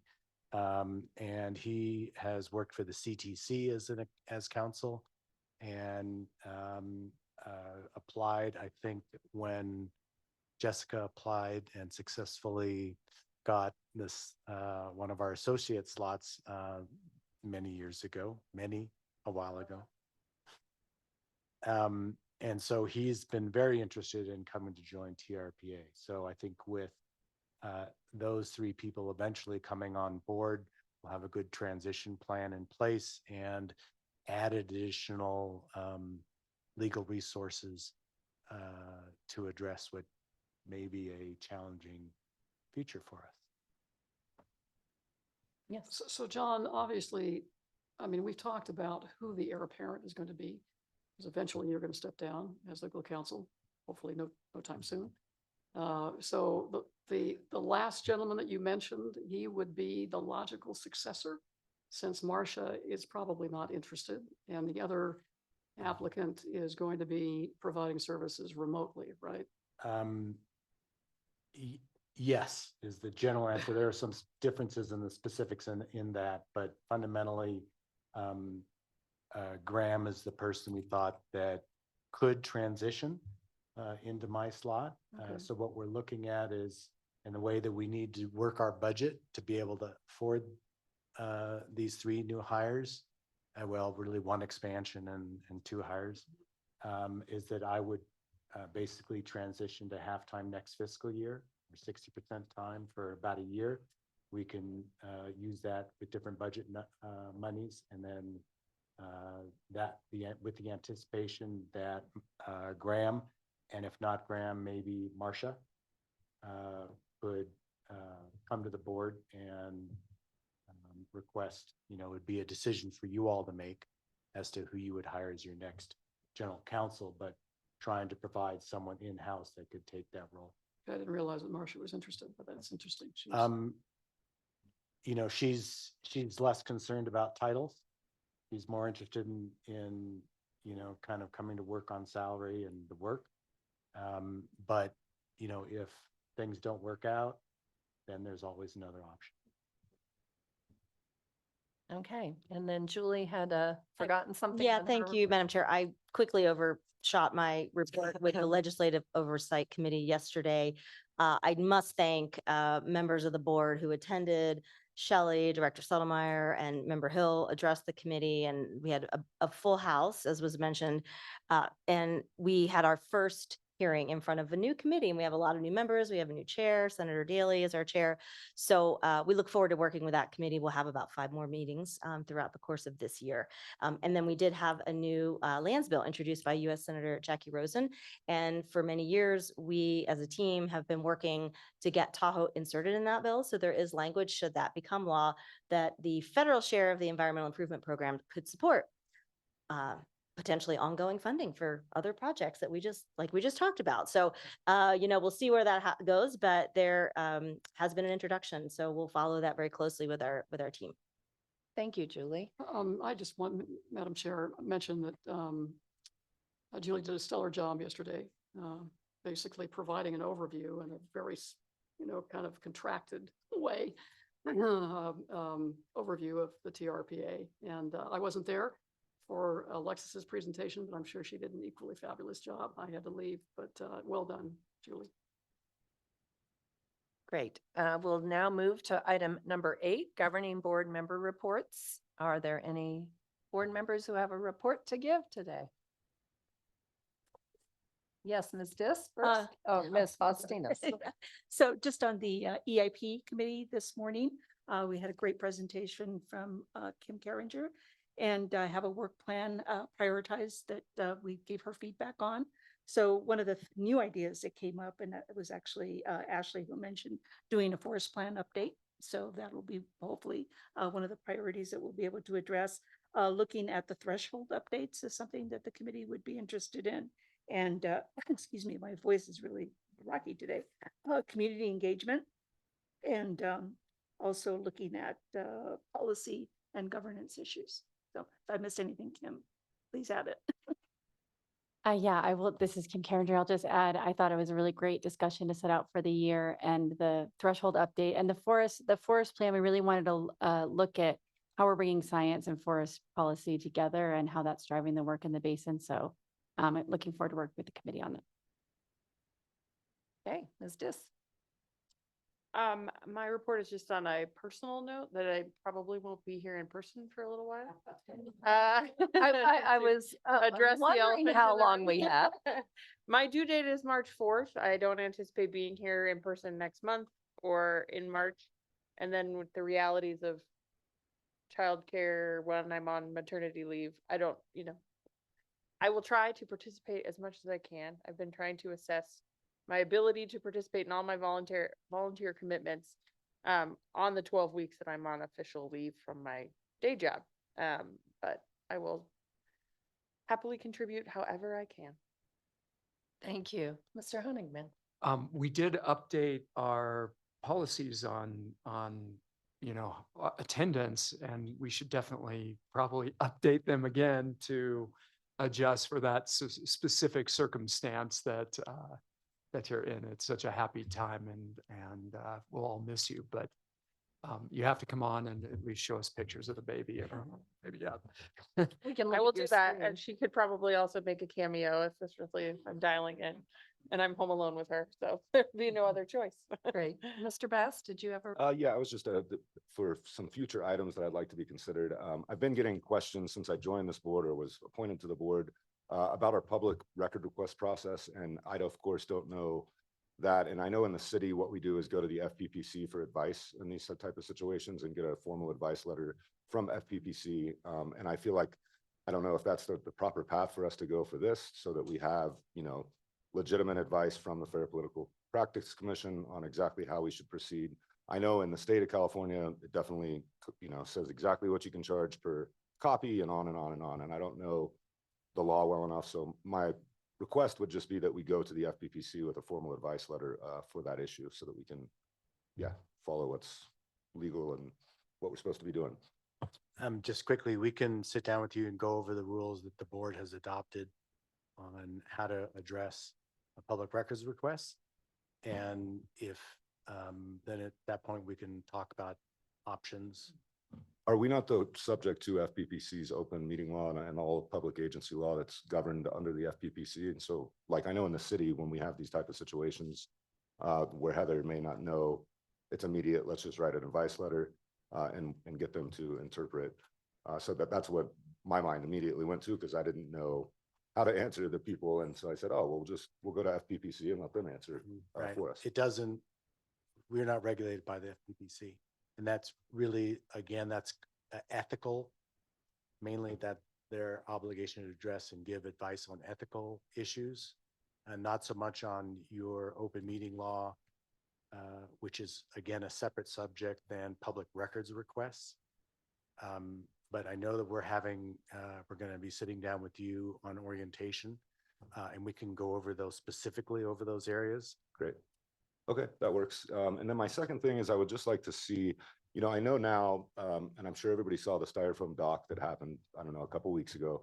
And I know that those are kind of materials that people just aren't using in new construction, but I think it's important that we try to get an inventory of what is out there in the lake from old construction that did use those materials, and figure out an amortization or a process to get those removed out of the lake, and probably ban it just because it should be banned, even though we know most likely nobody's going to go use styrofoam docks anymore. But I think it's important for us to take the position that we absolutely don't allow styrofoam to be building docks on the lake, and send a letter to every property owner that has a registered dock to say, what are the building materials, and see if we can find, are there other docks that have this styrofoam? And if there are, we need to get them removed. And so I'd just like to see a policy for us moving forward. Staff, well, you can take a look at that. Other board reports? Okay, then we'll move on to committee reports. We've already gotten one of the committee reports. That's okay. Are there any other committees that would like to have met or done anything since the holidays? I probably didn't think so, so thank you. And so now we've come to our final public comment period. This is a time that any member of the public wishing to address the governing board on any item listed or not listed on the agenda, including items on the consent calendar, may do so at this time. If you've already commented on items listed on the agenda, you are not permitted to comment on that same topic, but will entertain your other comments. The governing board is prohibited by law from taking immediate action or discussing issues raised by the public during this public comment period. And we will entertain that now. If you are in the room, will you come to the podium if you would like to address the board? Okay, do we have any members online that would like to raise their hand and make public comment? Madam Chair, we have 4 hands raised so far. The first hand up was Ann Nichols. Ann, if you unmute, you can address the board. Good afternoon, Governing Board.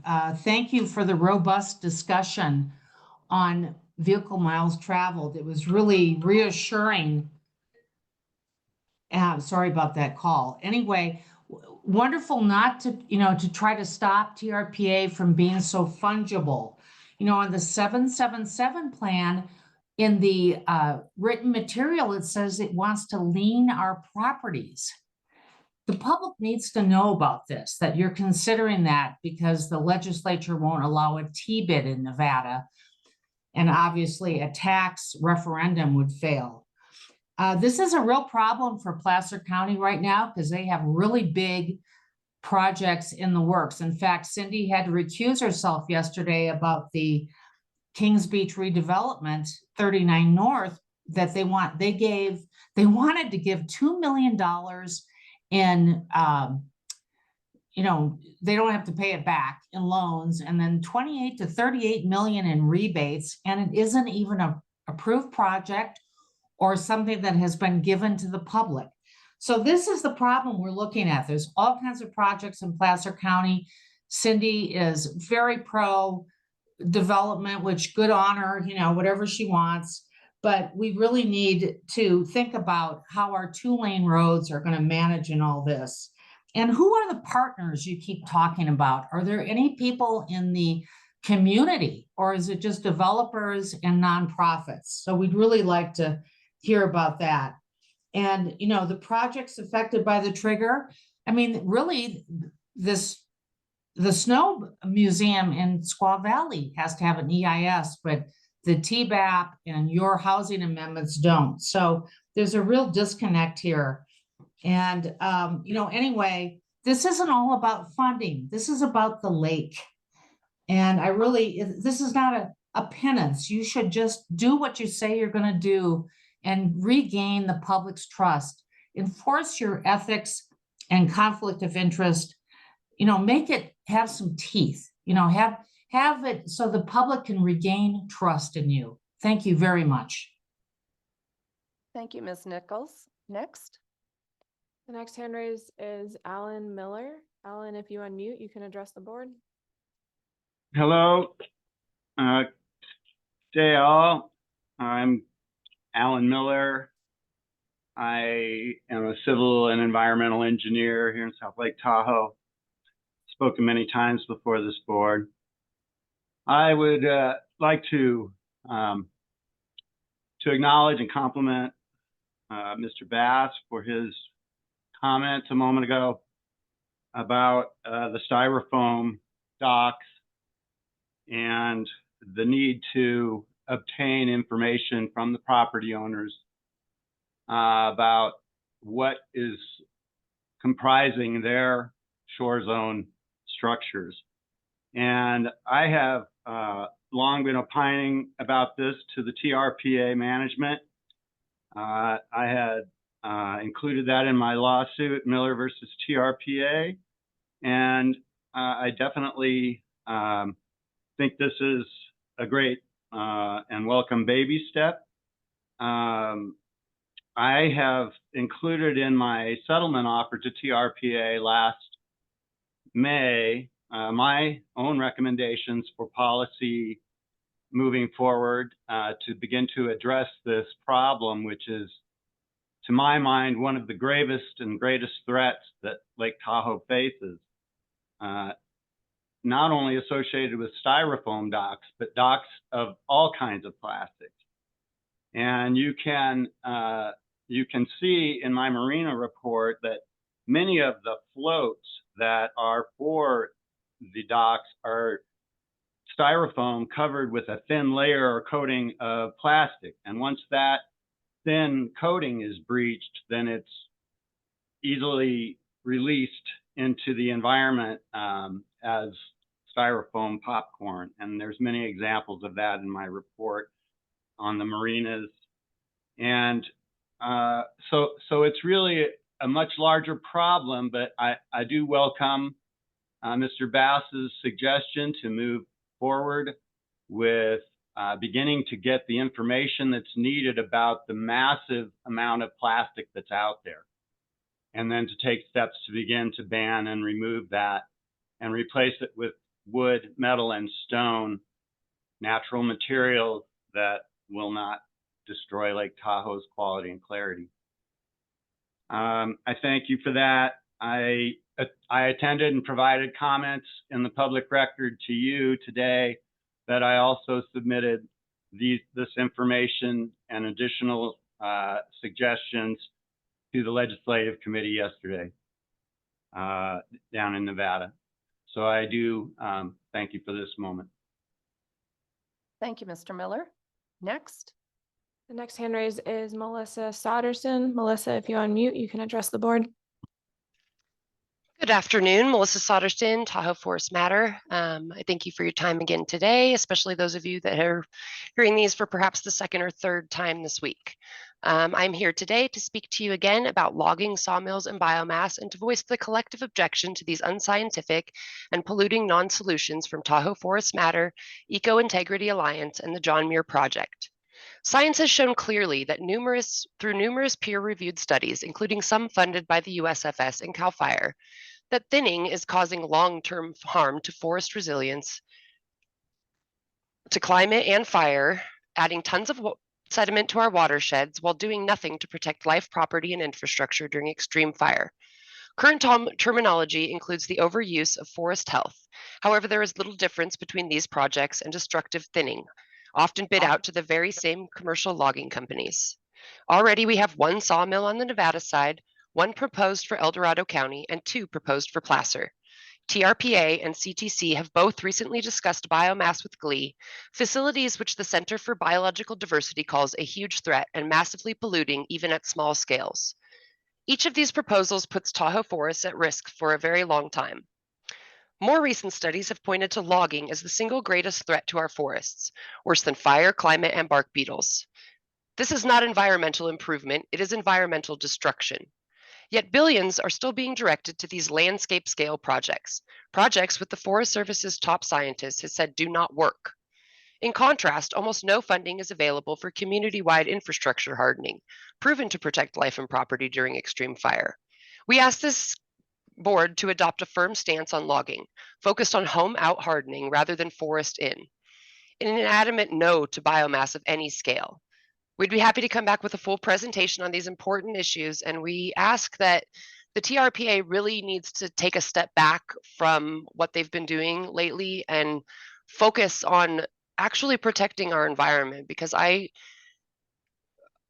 don't feel that that is your focus anymore. And I know that the vast majority of this community feels the same way. So thank you for your time. Thank you for your comments. Do we have another? Yes. Yes, Madam Chair, the last hand raised is Doug Flaherty. Doug, if you unmute, you can address the board. Thank you, members of the board. Doug Flaherty, TahoeCleanAir.org. I want to give a shout out to Cody Bass and the other couple of members today that had the guts to start asking some real questions that have been void on that process for, well, since the 2012 regional plan. It's the board's job to provide leadership, not to rubber stamp staff's recommendations. Second of all, just to mention something on the forest thinning end, I want to know why the TRPA, which has made the forest projects part of their environmental improvement program, allows 750,000 burn piles to sit hidden behind the trees in the Lake Tahoe Basin as fire hazards that eventually are going to have to be removed. You guys have been complicit. You're endangering the public. You failed to take action to protect the public to remove these piles, and nor do you enforce the clean air regulations on the part of the burn agencies. When they burn, there's thousands of tons of particulates going into the lake. And lastly, on the 777 debacle, sounds to me like you took a project that was based on questionable board head nodding, and you went out there and you sold this project to all of these government agencies. And I'm looking forward to, to digging up the tapes and seeing what you said when you sold this to all those agencies. It sounds like you were not within your authority to do this. And this is the type of Band-Aid process, amateur Band-Aid process that TRPA has been up to since 2012, where they use adaptive management, which is another word for escaping any sort of responsibility on previous decisions. And they use things like tiering and, nuances that allow you to do whatever you want. So you've pushed the public way too far. A shout out also to MAP joining North Tahoe Preservation, Ann's group, Tahoe Clean Air, my group, and Friends of the West Shore. Those last three groups filed a lawsuit against the Placer County for their TBAP amendments, and then MAP now is on board on the new amendments, it sounds like, per John Marshall. But big shout out. I just wish the other TRPA pet nonprofits would step up and file similar suits, of which I'm sure the way you guys are going, there's going to be many. Thank you so much. Thank you, Mr. Flaherty. Are there any other commenters? Madam Chair, there are no other hands raised to comment. Great. Well, then we'll close public comment and I'll look for a motion to adjourn. So moved. All those in favor? Aye. Thank you very much.